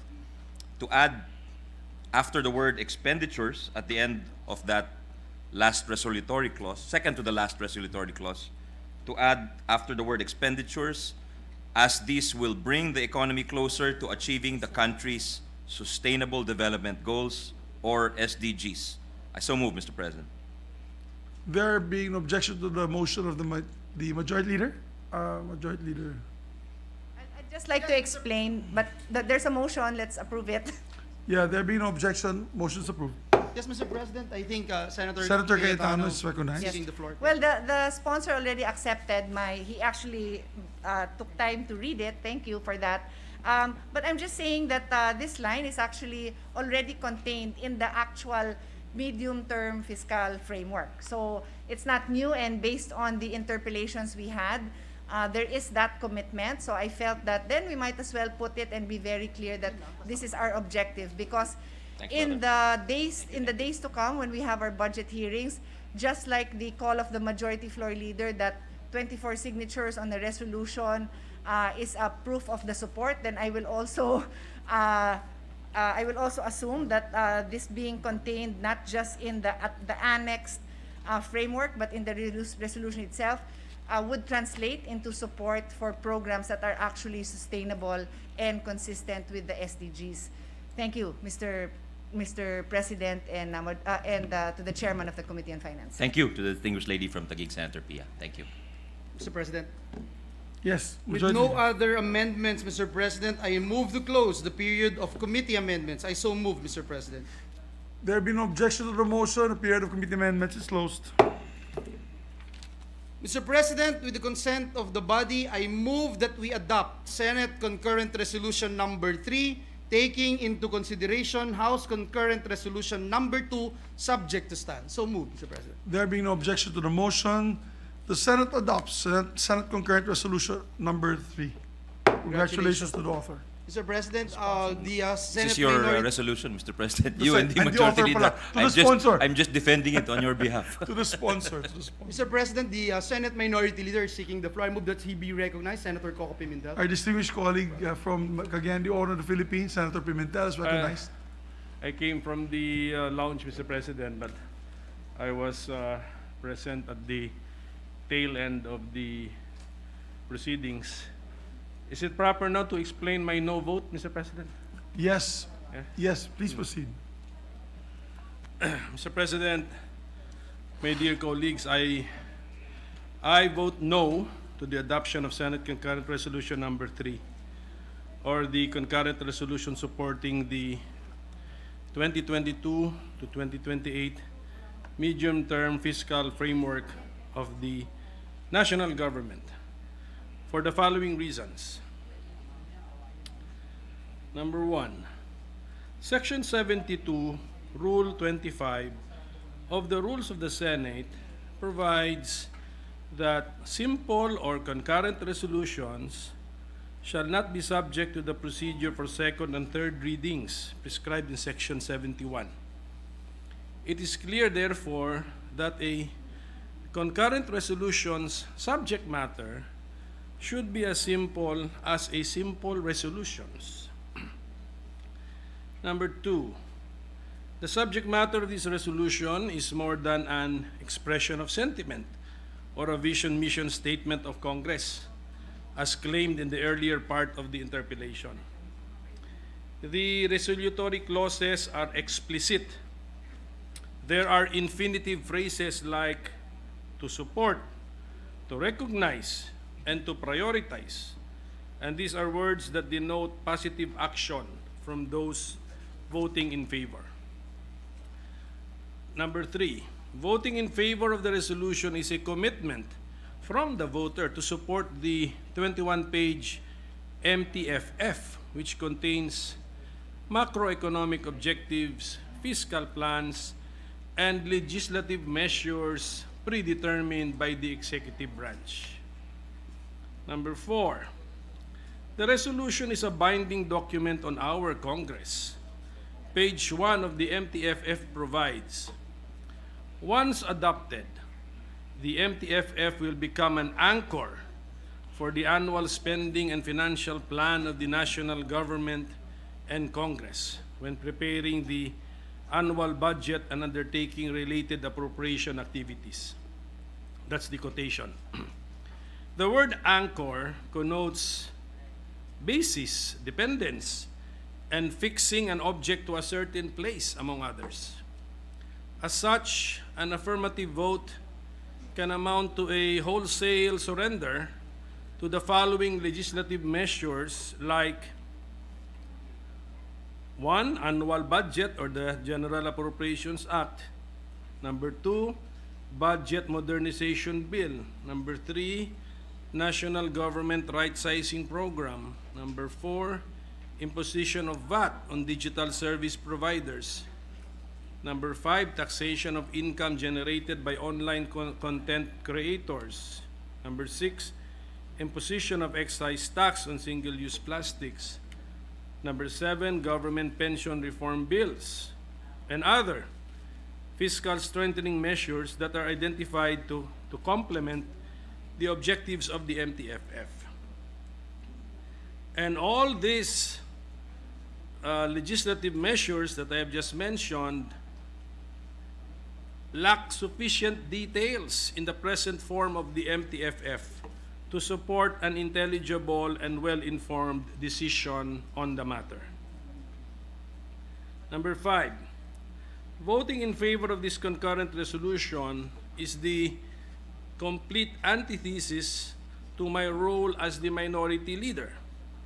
To commit myself to the contents of the resolution and the attached MTFF is to abdicate my parliamentary duty to fiscalize and check the validity of proposals and ideas on the floor of the Senate on a case-to-case basis.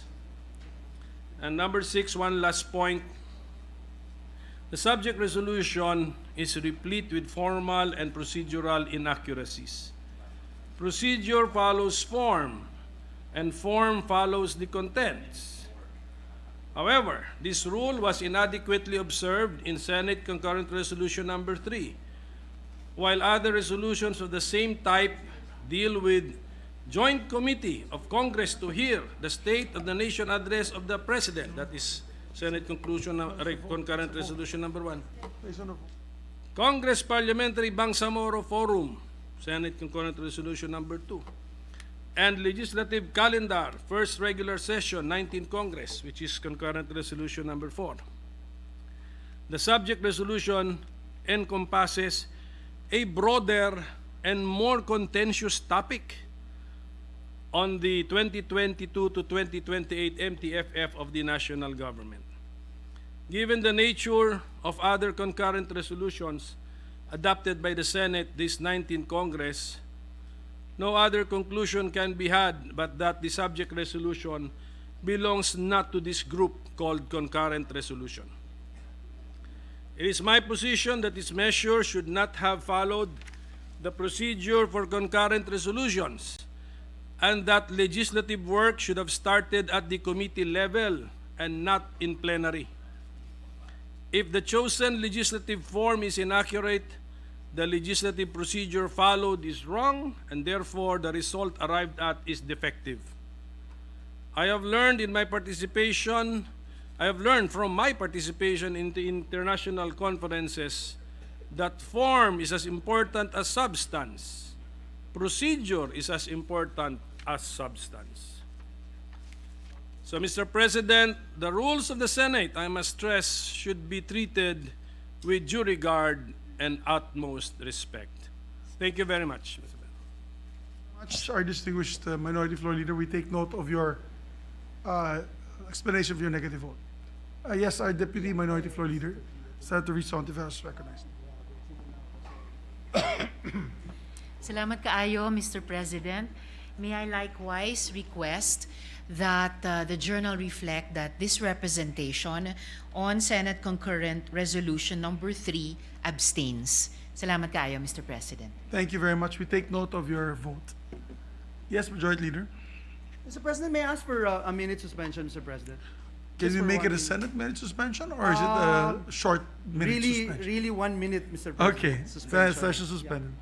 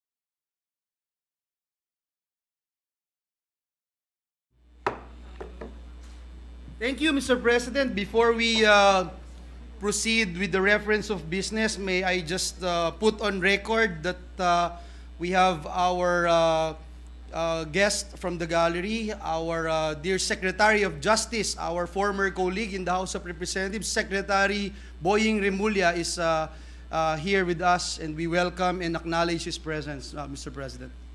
The distinguished Secretary of the Department of Justice is welcome to his Senate, to the People's Senate.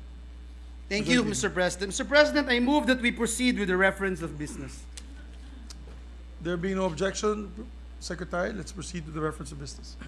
Committee report. Committee report number 3 submitted by the Committees on Accountability of Public Officers and Investigations and Agriculture, Food and Agrarian Reform. Privileged speech of Senate President Juan Miguel Migs F. Zubiri, entitled Fiasco Behind Sugar Order Number 4, delivered on August 15, 2022, recommending its approval. Sponsor, Senator Tolentino. To the calendar for ordinary business. Additional reference of business. Bills on first reading. Senate number 1251. Strengthening public-private partnerships, appropriating funds, and for other purposes. Senator Marcos. Referred to Committees on Public Works, Economic Affairs, Ways and Means of Finance. 1252. Exempting the Philippine film and movie industry from the payment of certain taxes, amending for the purpose certain provisions of RA 8424, as amended, and for other purposes. Senator Marcos. To the Committee on Ways and Means. 1253. Urging the planning and promotion of the Philippine mango for international export, establishing the Mango Export Promotion Council, providing funds therefore for other purposes. Senator Marcos. To the Committees on Agriculture, Trade and Commerce, and Finance. 1254. Urging the comprehensive planning, development, and export promotion of the dragon fruit and providing funds therefore. Senator Marcos. To the Committees on Agriculture, Trade and Commerce, and Finance. 1255. Urging the comprehensive planning, development, and export promotion of the moringa, locally known as malunggay, and providing funds therefore. Senator Marcos. To the Committees on Agriculture, Trade and Commerce, and Finance. 1256. Urging the planning, evaluation, and promotion of pineapples for international export, establishing the Pineapple Export Development Council, providing funds therefore. Senator Marcos. To the Committees on Agriculture, Trade and Commerce, and Finance. 1257. Establishing an on-site in-city or near-city resettlement program for informal settler families in accordance with the People's Plan and mandating relocating local government units to provide other basic services and livelihood components in favor of the recipient local government unit, amending for the purpose RA 7279. Senator Ejercito. To the Committees on Urban Planning and Housing, Local Government, and Finance. 1258. Strengthening the National Housing Authority, extending its corporate term and amending for the purpose PD 757. Senator Ejercito. To the Committees on Urban Planning and Housing, Government Corporations, Ways and Means of Finance. 1259. Declaring Paway Lake National Park, located in Municipality of Paway, Ilocos Norte, as a protected area under the category Protected Landscape, providing for its management and for other purposes. Senator Marcos. To the Committees on Environment, Natural Resources, and Finance. 1260. Converting the Bislig District Hospital in Bislig City, Province of Surigao del Sur, into a medical center to be known as the Bislig City Medical Center, increasing its bed capacity from 50 to 500, upgrading its services and facilities and professional health care, authorizing the increase of its medical personnel and appropriating funds therefore. Senator Marcos. Within the rules. 1261. Establishing a hospital in the province of Ifugao to be known as the Eastern Cordillera Regional Hospital and appropriating funds therefore. Senator Marcos. To the Committee on Rules. 1262. Establishing the Ilocos Norte Sports Institute and Research in the province of Ilocos Norte, appropriating funds therefore for other purposes. Senator Marcos. To the Committee on Rules. 1263. Establishing Philippine Heart Centers in Cebu for Visayas and in Cagayan de Oro City for Mindanao, providing funds therefore for other purposes. Senator Marcos. To the Committee on Rules. 1264. Prohibiting discrimination on the basis of age, indigenous, racial, or ethnic origin, religious belief or activity, political inclination or conviction, social class, sex, gender, sexual orientation, sex characteristics, gender identity, gender expression, marital or relationship status, disability, HIV status, profession or occupation, health status or medical history, language, physical features, and other status, and providing penalties therefore. Senator Marcos. Committees on Social Justice, Cultural Communities, and Muslim Affairs. 1265. Declaring Pinsal Falls, located in the municipality of San Nicolas, province of Pangasinan, a tourism destination, providing for its development, appropriating funds therefore. Senator Marcos.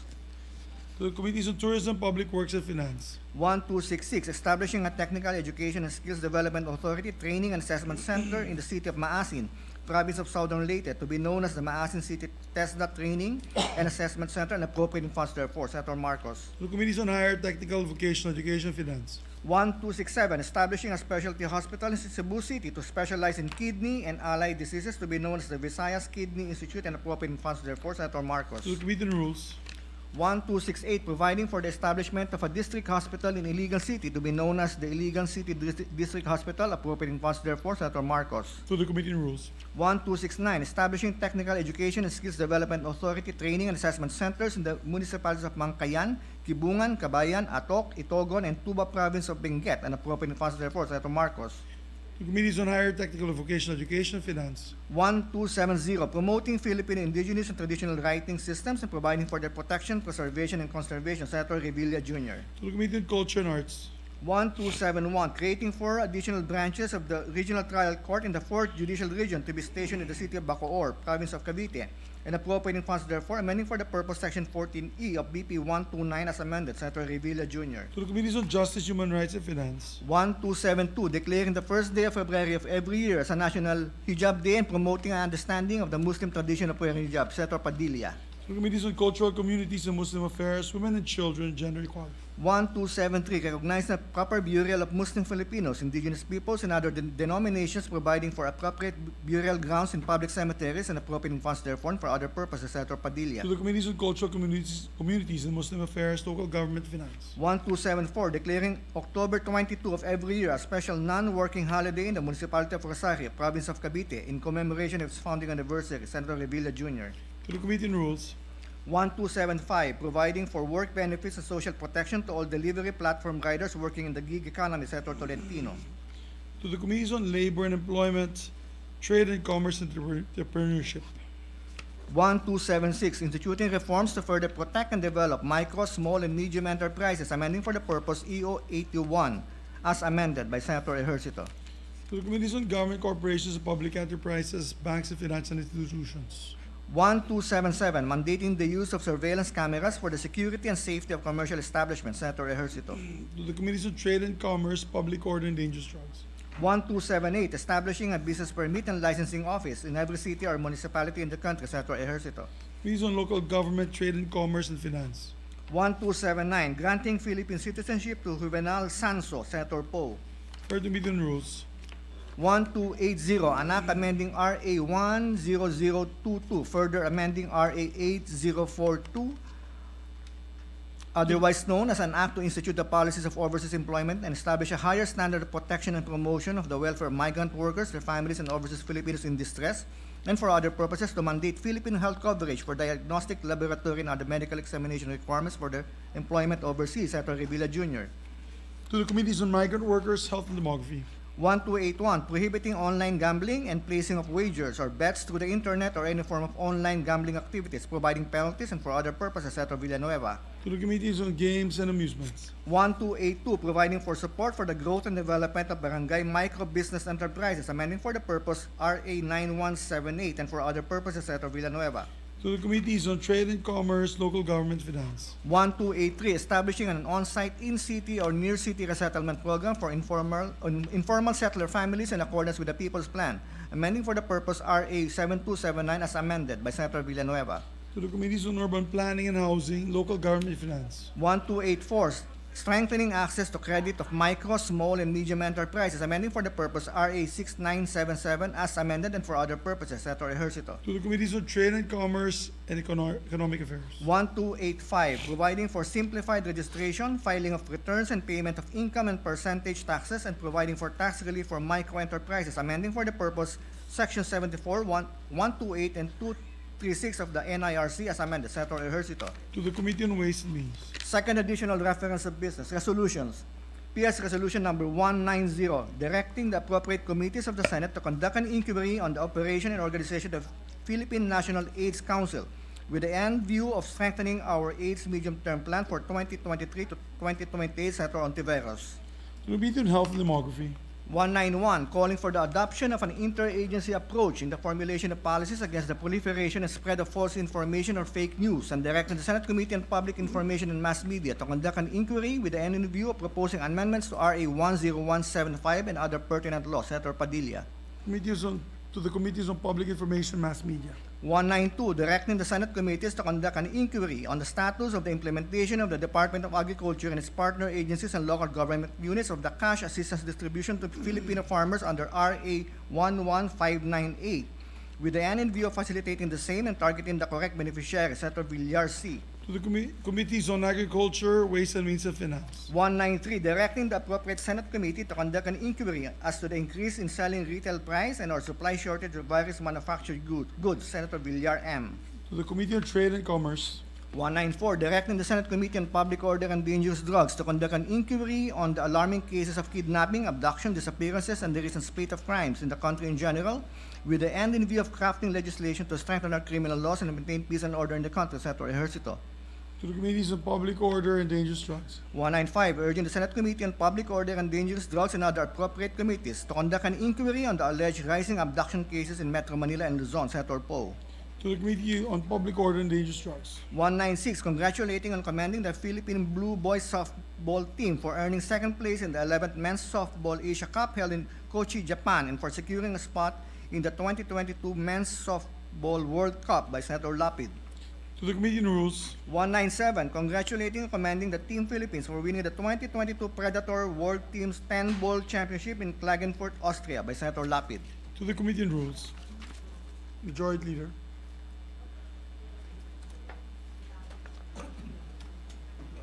Thank you, Mr. President. Mr. President, at this juncture, I move that we transfer from the calendar for ordinary business to the calendar for special orders Committee Report Number 3, entitled regarding the privileged speech of Senate President Juan Miguel Migs Zubiri, entitled Fiasco Behind Sugar Order Number 4, delivered on August 15, 2022. There being no objection to the motion of the Majority Floor Leader, the motion is approved. Thank you, Mr. President. Mr. President, I move that we consider Committee Report Number 3. There being no objection, Committee Report Number 3 is now in order. May we ask the Secretary, Mr. President, to read only the title of the measure? Secretary, you may please read the title of the measure.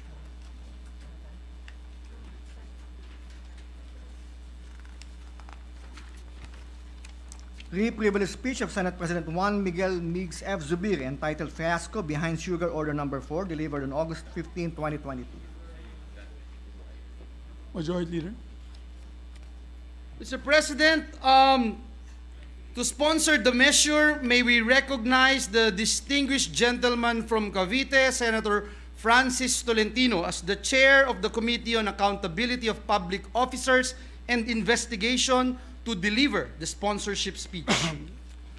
To our distinguished colleague from the great province of Cavite, Senator Francis Tolentino, Chairperson of the Blue Ribbon Committee, is hereby recognized.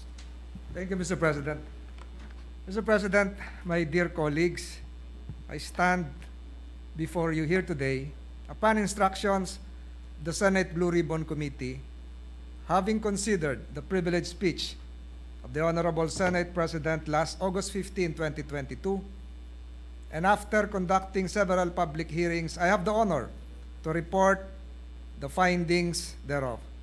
I present I'm today... here to give a personal and collective privilege on the fiasco behind Sugar Order Number 4. It was released without the authority of the President. It was immediately caught by Malacanang on the same day that it was uploaded on the SRA website. Unauthorized release of Sugar Order Number 4 is absolutely reprehensible and must be investigated, including us here in the Senate. And the Senate Blue Ribbon Committee is now called to order.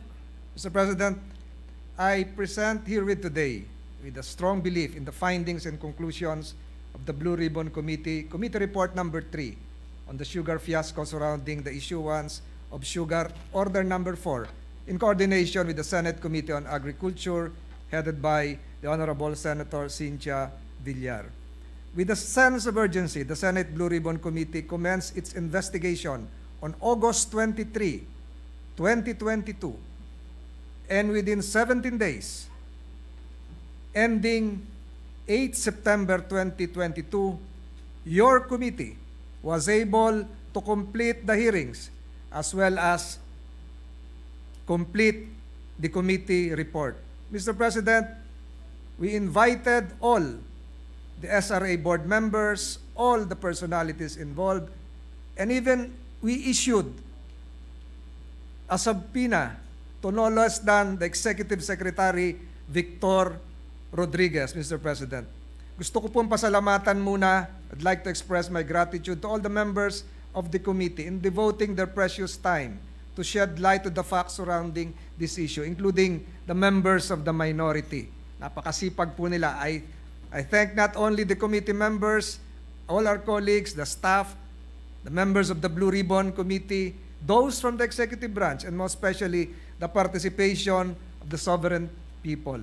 Sa mga kababayan nating sumubaybay sa 3 hearing patungkol sa isyong ito, ang mga nagkomento sa mga social media pages, ang nagpahayag ng kanilang opinyon, at mga haka-haka, marami pong salamat. This is the height of public participation, at sinabi ko po sa inyong lahat na ito ay aming pagninilayan. Again, Mr. President, modesty aside, for the first time in the history of this Blue Ribbon Committee, a comprehensive 75-page report was released after only 3 thorough yet efficient, full-blown hearings. Again, within 17 days. This report, which we be providing to all our dear colleagues, outlines the findings of the committee based on evidence duly presented and weighed according to factual standards. Mr. President, hiniling po sa atin noon ng minorya, and they are correct. Pag tama ang ginawa ng Blue Ribbon Committee, we restore not just the integrity of the Blue Ribbon Committee, but the integrity of the Senate likewise.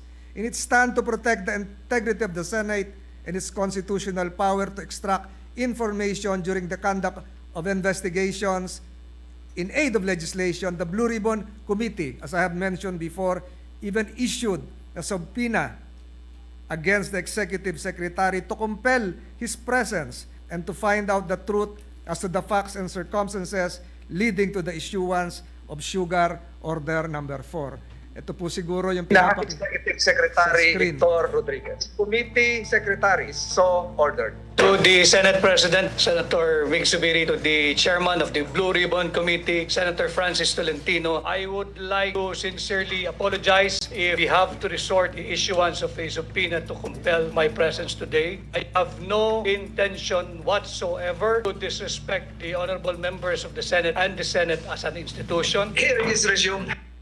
Mr. President, in the conduct of our queries, we made sure that politicization of issues are dispensed with.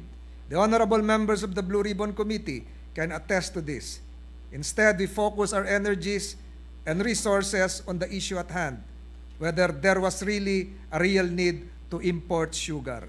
If there was none, who authorized the importation to the detriment of the Philippine sugar industry?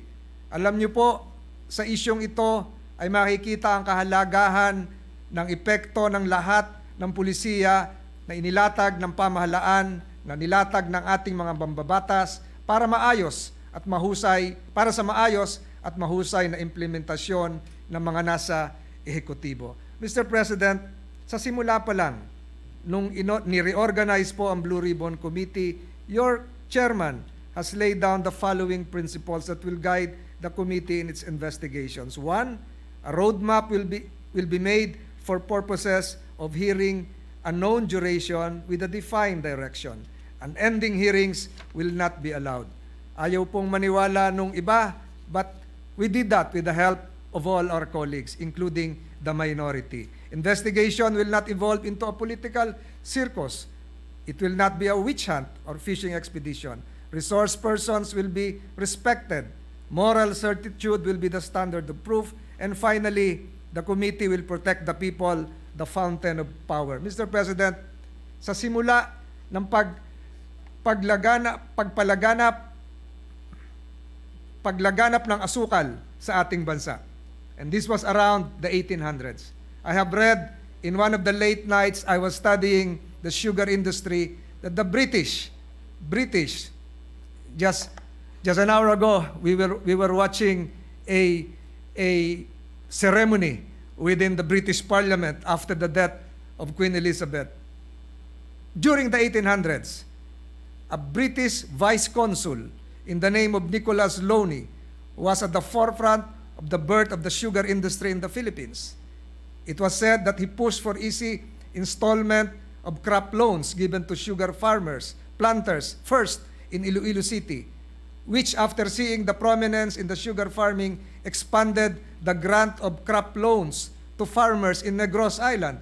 History accounted for Loney's assistance in the acquisition by our farmers, by our local farmers of machineries and farming technologies during that time. Because of this, Mr. President, the Visayas' main product then was raw sugar destined for the United States, England, and Australia. My dear colleagues, what I am leading to here is this. One person's prioritization of granting favorable loans to planters of a certain crop yielded the birth of an entire industry. The birth of the Filipino sweet tooth, the reason why we dip suman in sugar, why we love panghimagas, and have our own version of sweet spaghetti, Mr. President. Mr. President, for the same reason, an improper policy or order, most especially one issued without proper authority nor extensive study as support and justification can greatly impact hundreds of thousands of local farmers. Ang sinabi nyo nga po, Mr. President, 800,000 farmers ang apektado. This to the detriment of not just the sugar industry, but the lives of our local farmers themselves, their wife, their children, and their future.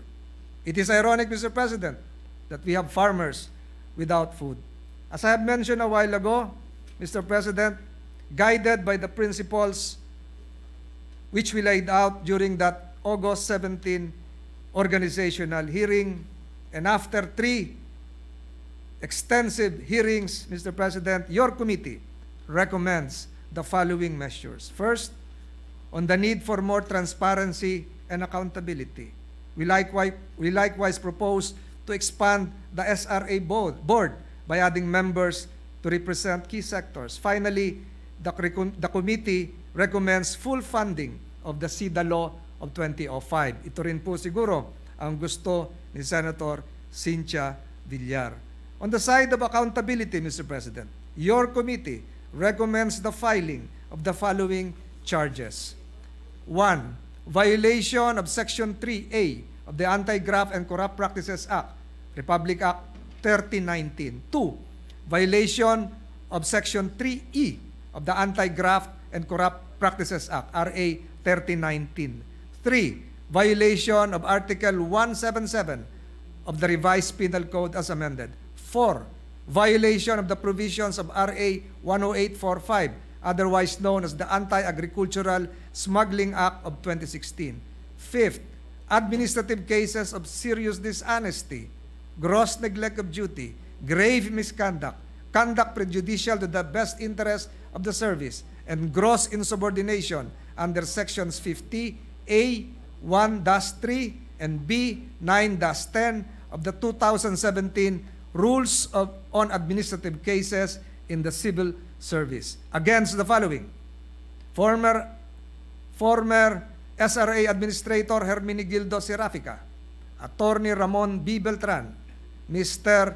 Aurelio Gerardo Valderrama Jr., former SRA board members, and against Undersecretary Leocadio Sebastian.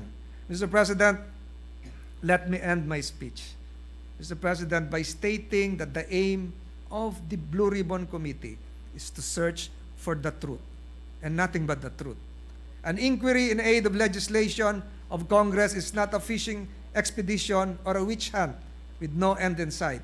Rather, it is the responsible and judicious exercise of a constitutional power granted by the people to whom sovereignty resides. Thank you, Mr. President. Thank you very much, our distinguished colleague, Majority Leader. Yes, Mr. President. Mr. President, to co-sponsor the measure is the distinguished gentleman from San Juan, Senator Jinggoy Estrada, but he asked this representation that his co-sponsorship speech be inserted into the records, Mr. President. We take note of the motion of the Majority Leader. Thank you. Mr. President, to give time for the body to study the measure, I move that we suspend consideration of Committee Report Number 3.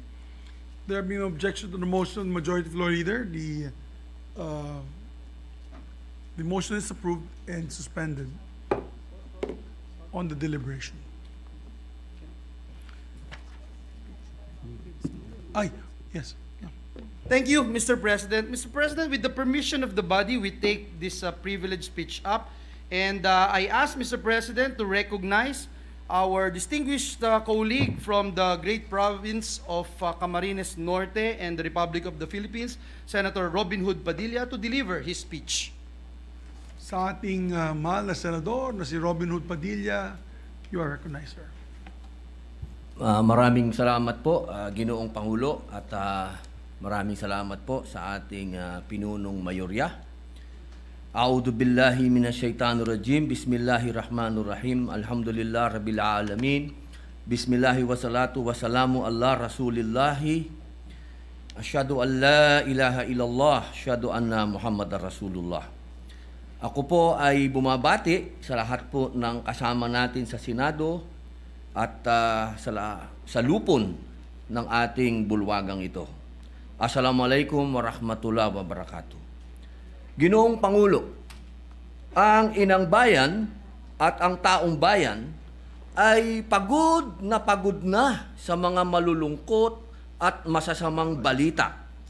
Kaya't katulad po ng ating mga kasama sa bulwagang ito, ay ginagawa po natin ang lahat para makapagbigay ng pag-asa, kaligayahan, pati ng kasiyahan sa ating mga kababayan, lalo na ng pag-asa sa kinabukasan ng ating kabataan. Ang usaping Sabah at tagumpay ng Sultanate of Sulu laban sa Malaysia ay hudyat para sa mga taga-Sulu, pangako ng pag-unlad sa mga tausug, Samal, Bangingi, Badyaw, Yakan, hanggang sa mga Chabacano ng Zamboanga. Buong Pilipinas ay maaaring makinabang sa 14.9 billion na napalanunan sa arbitral court sa Paris, France. Ang usapin din sa pagpapalakas at pagbuhay sa Filipino dialect na siyang hudyat para sa pagkakaisa ng mga Pilipino ay labis nating nalasap ang tamis sa talumpati ng tagumpay na natamo ni Alexandra Maniego Ayala.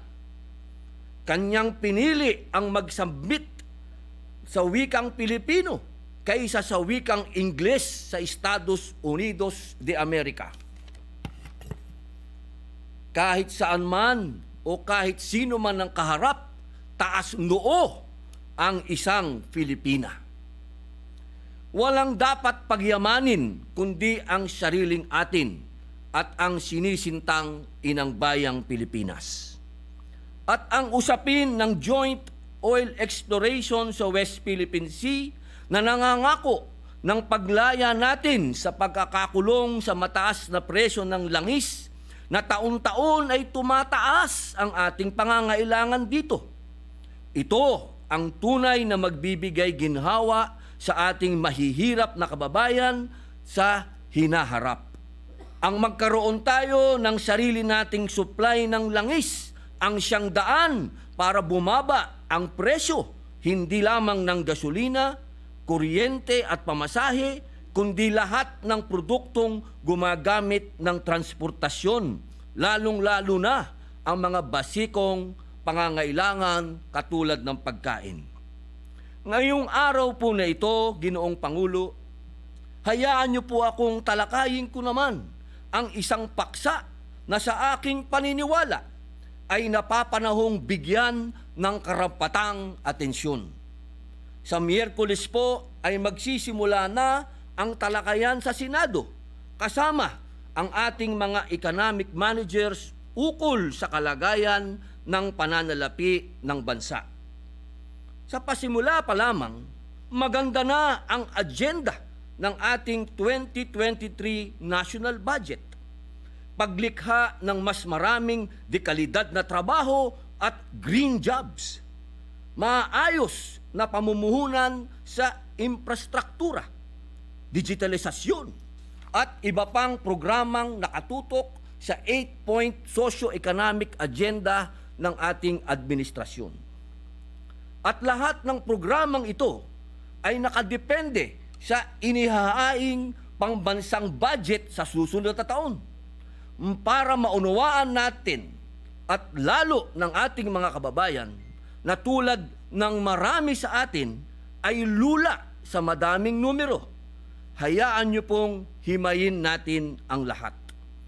Sa susunod na taon, kailangan po natin ng 5.268 trillion piso para matugunan ang lahat ng pangangailangan ng bansa. Gayunman, ang tinatayang kikitain lamang natin ay 3.632 trilyon. Saan natin kukunin ang kakulangan o deficit? Natural lamang na kakailanganin nating manghiram ng pondo upang punuan ito. At para sa susunod na taon, ang ating kabuuang uutangin ay nasa 2.207 trilyon. Sa makatawid, uutangin po natin ang halos 42% ng ating budget. Kung kumporme tayo na mangutang para mapunan ng ating mga plano, hindi po ba nararapat lamang na maging masigasig rin tayo na maghanap ng mapagkukunan ng kita? At kung hahanap tayo ng pandagdag pondo, huwag naman po sana at naniniwala po ako na hindi papayag ang Senado na muli na naman tayong magdagdag ng buwis para pasanin ng ating mga kababayan na ngayon ay naghihirap. Ang sa atin lamang po, hindi naman tayo dapat magamba. Ika nga, don't panic, it's organic. Minsan na ring lumutang sa kamalayan ng mga miyembro ng bulwagang ito ang panukala patungkol sa legalisasyon ng paggamit ng cannabis para sa layuning medikal. Bahagyang naging masinsin din ang diskusyon patungkol sa pangangailangan upang payagang magamit ang marijuana para sa compassionate purposes. Isa sa mga punto noon ay hindi na daw nangangailangan ng bagong batas sapagkat nailatag na ito sa Comprehensive Dangerous Drugs Act of 2002 o ang RA 9165. Sa ilalim po kasi ng batas, hindi pinipigilan ang may mga lehitimong medikal na pangangailangan sa tamang paggamit ng mga medikasyon kabilang na ang pinagbabawal na gamot. Isa na po rito ang cannabis-based medication para sa epilepsy. Itinuturing din po ang Department of Health Administrative Order Number 4, Series of 1992 bilang basihan ng bisa ng pagkilala sa pangangailangan sa mga produktong gamot na hindi nakarehistro o nasa proseso pa lamang ng pagparehistro upang gamutin ang mga pasyenteng may terminal o malubhang karamdaman. Ang kanilang argumento, bakit pa kailangan ng batas para sa mga compassionate use ng medical cannabis kung may tinging regulasyon para ma-access ito? Kung hindi po natin narinig ang pulso ng panukalang batas sa mga nagdaang kongreso, baka maaari nating buksan ang ating mga puso sa mga magulang at mga pasyente na hindi kayang punan ang $25,000 hanggang $30,000 na halaga ng prescription na gamot mula sa medical cannabis kada taon. Matagal na po nilang inaasam na magkaroon ng access sa mas abot kayang medical cannabis. Baka maaari po nating bigyan ng atensyon ang 29,802 publications ukol sa medical marijuana simula pa noong 1829 hanggang sa kasalukuyan.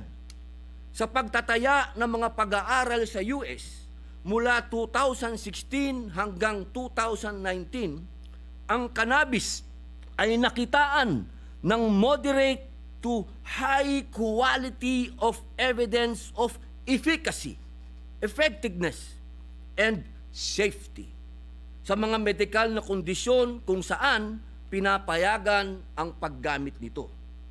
Baka po maaaring buksan natin ang ating isip sa pagbabago. Noong Disyembre 2020 ay nagdesisyon na ang United Nations Commission on Narcotic Drugs na alisin na ang cannabis mula sa Schedule 4 ng kanilang listahan sa klasifikasyon ng droga. Nangangahulugan po ito na inaalis na ang cannabis sa listahan ng mga itinuturing na mapanganib at lubhang nakaka-addict na gamot tulad ng heroin at fentanyl. Bagamat itinuturing pa rin na isang controlled substance. Inaasahang maitutulak nito ang patuloy na pag-aaral patungkol sa medical at therapeutic na benepisyo ng marijuana. Pakinggan rin po natin ang datos. Ang halamang ito ay nililinang na sa Asya sa loob ng 6,000 taon at ginagamit bilang medisina sa mahigit na 3,000 taon. Legal rin ang access nito sa ating bansa noon. Sa isang liham nga ni Gat Jose Rizal sa kanyang kaibigang Aleman noong 1890, sinabi niya, I myself, though in 1879 used hashish, did it for experimental purposes, and I obtained the substance from the drugstore. Ginoong Tagapangulo, sa kasalukuyan, legal na ang medikal na paggamit ng ilang uri ng cannabis sa 70 bansa sa buong mundo. Tinatayang 4.4 milyong aktibong pasyente ang nag-access ng mga legal na produkto ng cannabis. Hindi po kabilang ang mga Pilipino dito. Bibigyang diin lamang po natin na ang ating isinusulong ay medical cannabis lamang. Ito po ang produktong cannabis na nasa anyong capsule at oil at mayroong pharmaceutical formulation kasama ang detalyado at tamang impormasyon tungkol sa konsentrasyon ng tetrahydrocannabinol o THC at cannabidiol o CBD.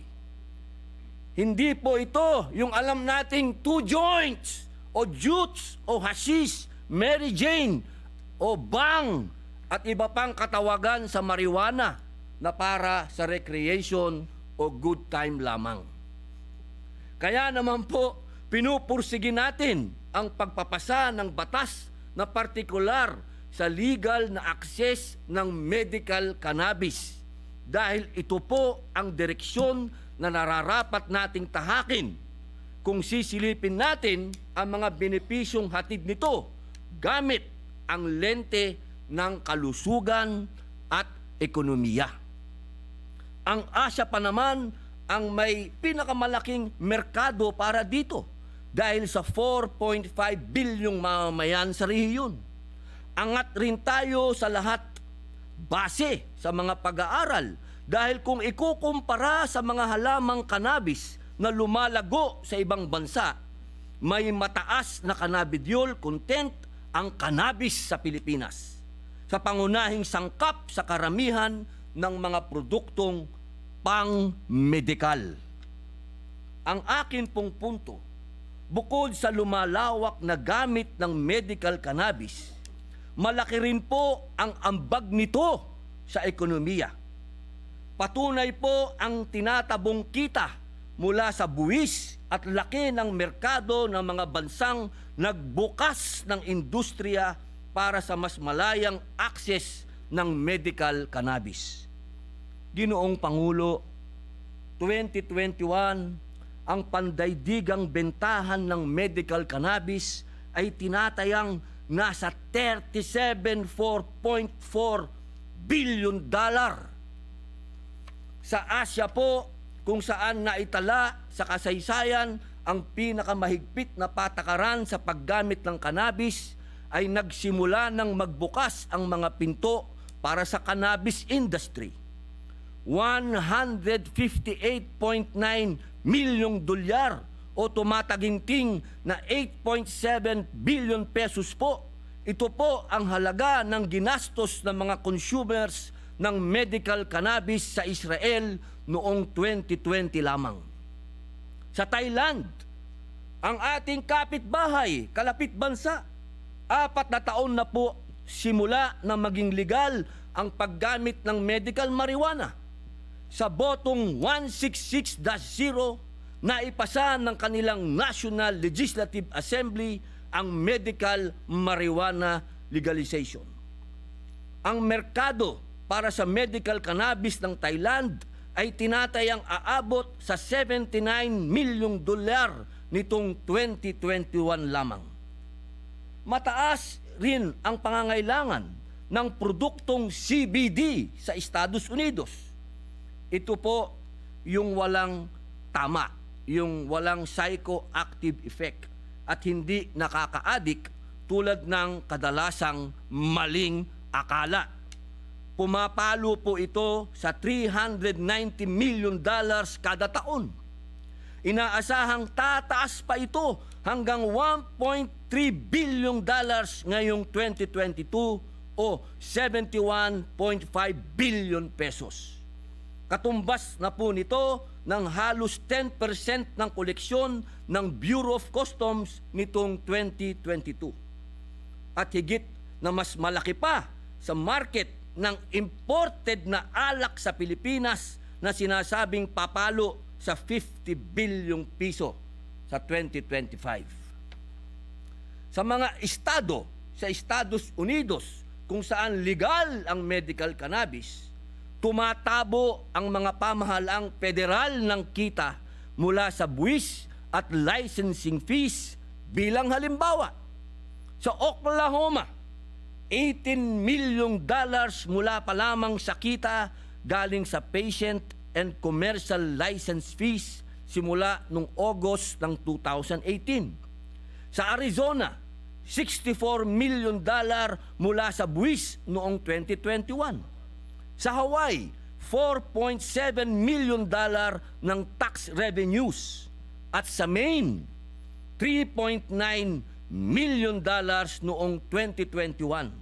Sa isang publikasyon pa nga po, sinasabing mas mataas pa ang bentahan ng medical cannabis kumpara sa patatas at blueberries sa Maine, USA. Hindi pa po natin sinasama sa kwentahan ang laki ng kita mula sa mga pharmaceutical companies na maaaring mamuhunan sa medical cannabis research at development sa bansa. Sa Israel nga po, ang net revenues ng Panaxia, isang cannabis pharmaceutical, ay nasa $83.6 million na nitong 2021. 37% ang nilundag ng kita mula sa $60.7 million lamang noong 2020. Sabihin na po nating magkadikit ang benepisyo ng pagsasaligal ng medical cannabis. Una, magkaroon ng mas accessible at murang pagkukunan ng medical cannabis ang mga pasyente na hindi po nagmumukhang drug addict yung mga pasyente, na pati po yung mga magulang ng mga batang ito ay hirap na hirap humanap kung saan sila kukuha na may kasamang pagkatakot na baka sila'y mahuli. Nakakaawa po. At pangalawa, maaaring kumita ang gobyerno mula sa buwis para gamitin sa makabuluhang serbisyo publiko. Sa ibang mga bansa, ang buwis mula sa medical marijuana ay ginagamit para sa mga pampublikong paaralan. Tulad sa Oklahoma, 38.5 milyong dolyar mula sa naipong medical marijuana tax ang ginamit para magpatayo ng school buildings para sa mahihirap na distrito. Sa ibang estado naman tulad sa Arizona, bukod sa pondong mapupunta sa edukasyon, hinahati-hati rin ang buwis mula sa medical marijuana para sa pondo ng mga lalawigan at syudad ng estado. Napakarami pong posibilidad para makatulong sa ating pamumuhunan. Lalong-lalo na para sa ating bansa na nangangailangan ng pagkukunan ng pondo. Masakit po ang realidad na panay ang hugot natin sa kaban ng bayan.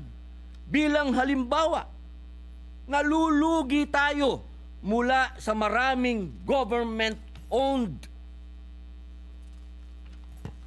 corporations, GOCC, na taon-taon ay umaasa sa suporta ng gobyerno sa pamamagitan ng subsidiya, equity at net lending na halos wala namang naibabalik na dibidendo para makadagdag sa pondo ng bayan. Sa susunod na taon po, maglalabas na naman tayo ng 195.8 billion pesos para sa mga korporasyon na ito na wala namang pangako na balik kita para sa ating mga kababayan. Noong 2021, ang subsidiya ng gobyerno sa 80 na GOCCs ay umabot ng 212 billion. Gayunman, ang natanggap lamang natin na balik sa pamamagitan ng dibidendo ay 38 billion lamang. 18% lamang ng inilabas na subsidiya o pondo ng national government. Halos 33 billion rin ang lugi o net losses ng mga GOCCs. Ang ilan sa mga highly subsidized na GOCCs nakakaunti o minsan ay wala pang ang ambag na dibidendo ay ang National Food Authority, Philippine Coconut Authority, National Electrification Authority, NAPOCOR, Philippine Sector Assets and Liabilities Management Corporation, Philippine Tax Academy, Southern Philippine Development Authority, Tourism Promotions Board. Batid po natin na ang mga korporasyon ay may mahahalagang mandato para sa serbisyo publiko at hindi nila pangunahing tungkulin ng kumita o tumubo. Ngunit umaasa tayo na magpursige ang mga GOCCs na magkaroon ng disiplina sa pinansyal na pamamahala, maging transparent at tumugon sa kanilang pananagutan sa kaban ng bayan. Kailangan pong matigil ang milking cow phenomenon kung saan aasa na lamang ang mga GOCCs sa national government para sa taunang paggastos. Panahon na po para ikonsidera natin ang iba pang pamamaraan para mag-ambag naman ng pagkukunan ng kita. Ginoong Tagapangulo, sa punto pong ito, iminumungkahi po ng inyong lingkod na isang guni sa komite ng Ways and Means ang aking talumpati upang masuri ang economic viability, feasibility at benefits ng medical cannabis sa ating bansa.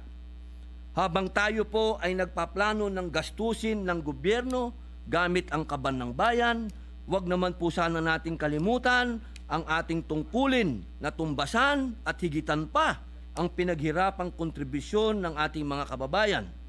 Kailangan po nating paluguin ang ating ekonomiya at sa puntong ito, malaki po ang maiaambag ng industriya ng medical cannabis na tuloy-tuloy po ang pag-usbong sa iba't ibang dako ng mundo.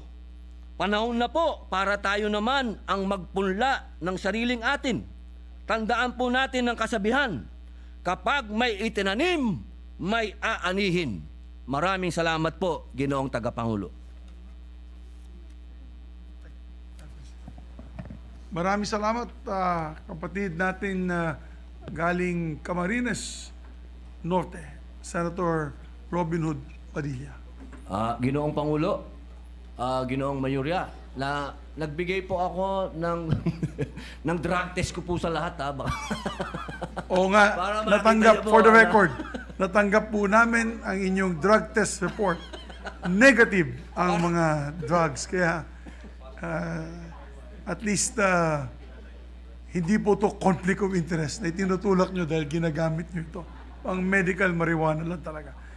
So, yes, Majority Leader. Yes, Mr. President, considering the interesting topic that we have heard today from our distinguished colleague, this representation received a lot of intention from our colleagues to manifest and interpolate on the privileged speech of Senator Robin Hood Padilla. Mr. President, to give our colleagues, with the indulgence of Senator Padilla and our colleagues here, I will move to suspend consideration of the said subject matter, Mr. President. Perhaps we can continue this tomorrow, as Yes. I have received at least 3 or 4 members of this chamber who would like to interpolate and make a manifestation as well, Mr. President. I Thank so you. move, Mr. President. So we can discuss it longer tomorrow. We suspend consideration of the speech of the good gentleman from Camarines Sur. So moved. Thank you, Mr. President. Maraming salamat po, Ginoong Thank Pangulo. Thank you, Senator Padilla. Mr. President, I move that we adjourn the session until 3 o'clock in the afternoon of Tuesday, September 13, 2022. I so move, Mr. President. There being no objection, 4 o'clock. I'm sorry, Mr. President. Yes, It's the we lunch, I adjourn believe. until 4 o'clock. 4 Yes. o'clock in the afternoon of Tuesday, September 13, 2022. There being no objection, the session is adjourned till 4 o'clock in the afternoon, September 13, 2022. Have a safe evening, everyone. Thank you, Mr. President. Thank you, dear colleagues.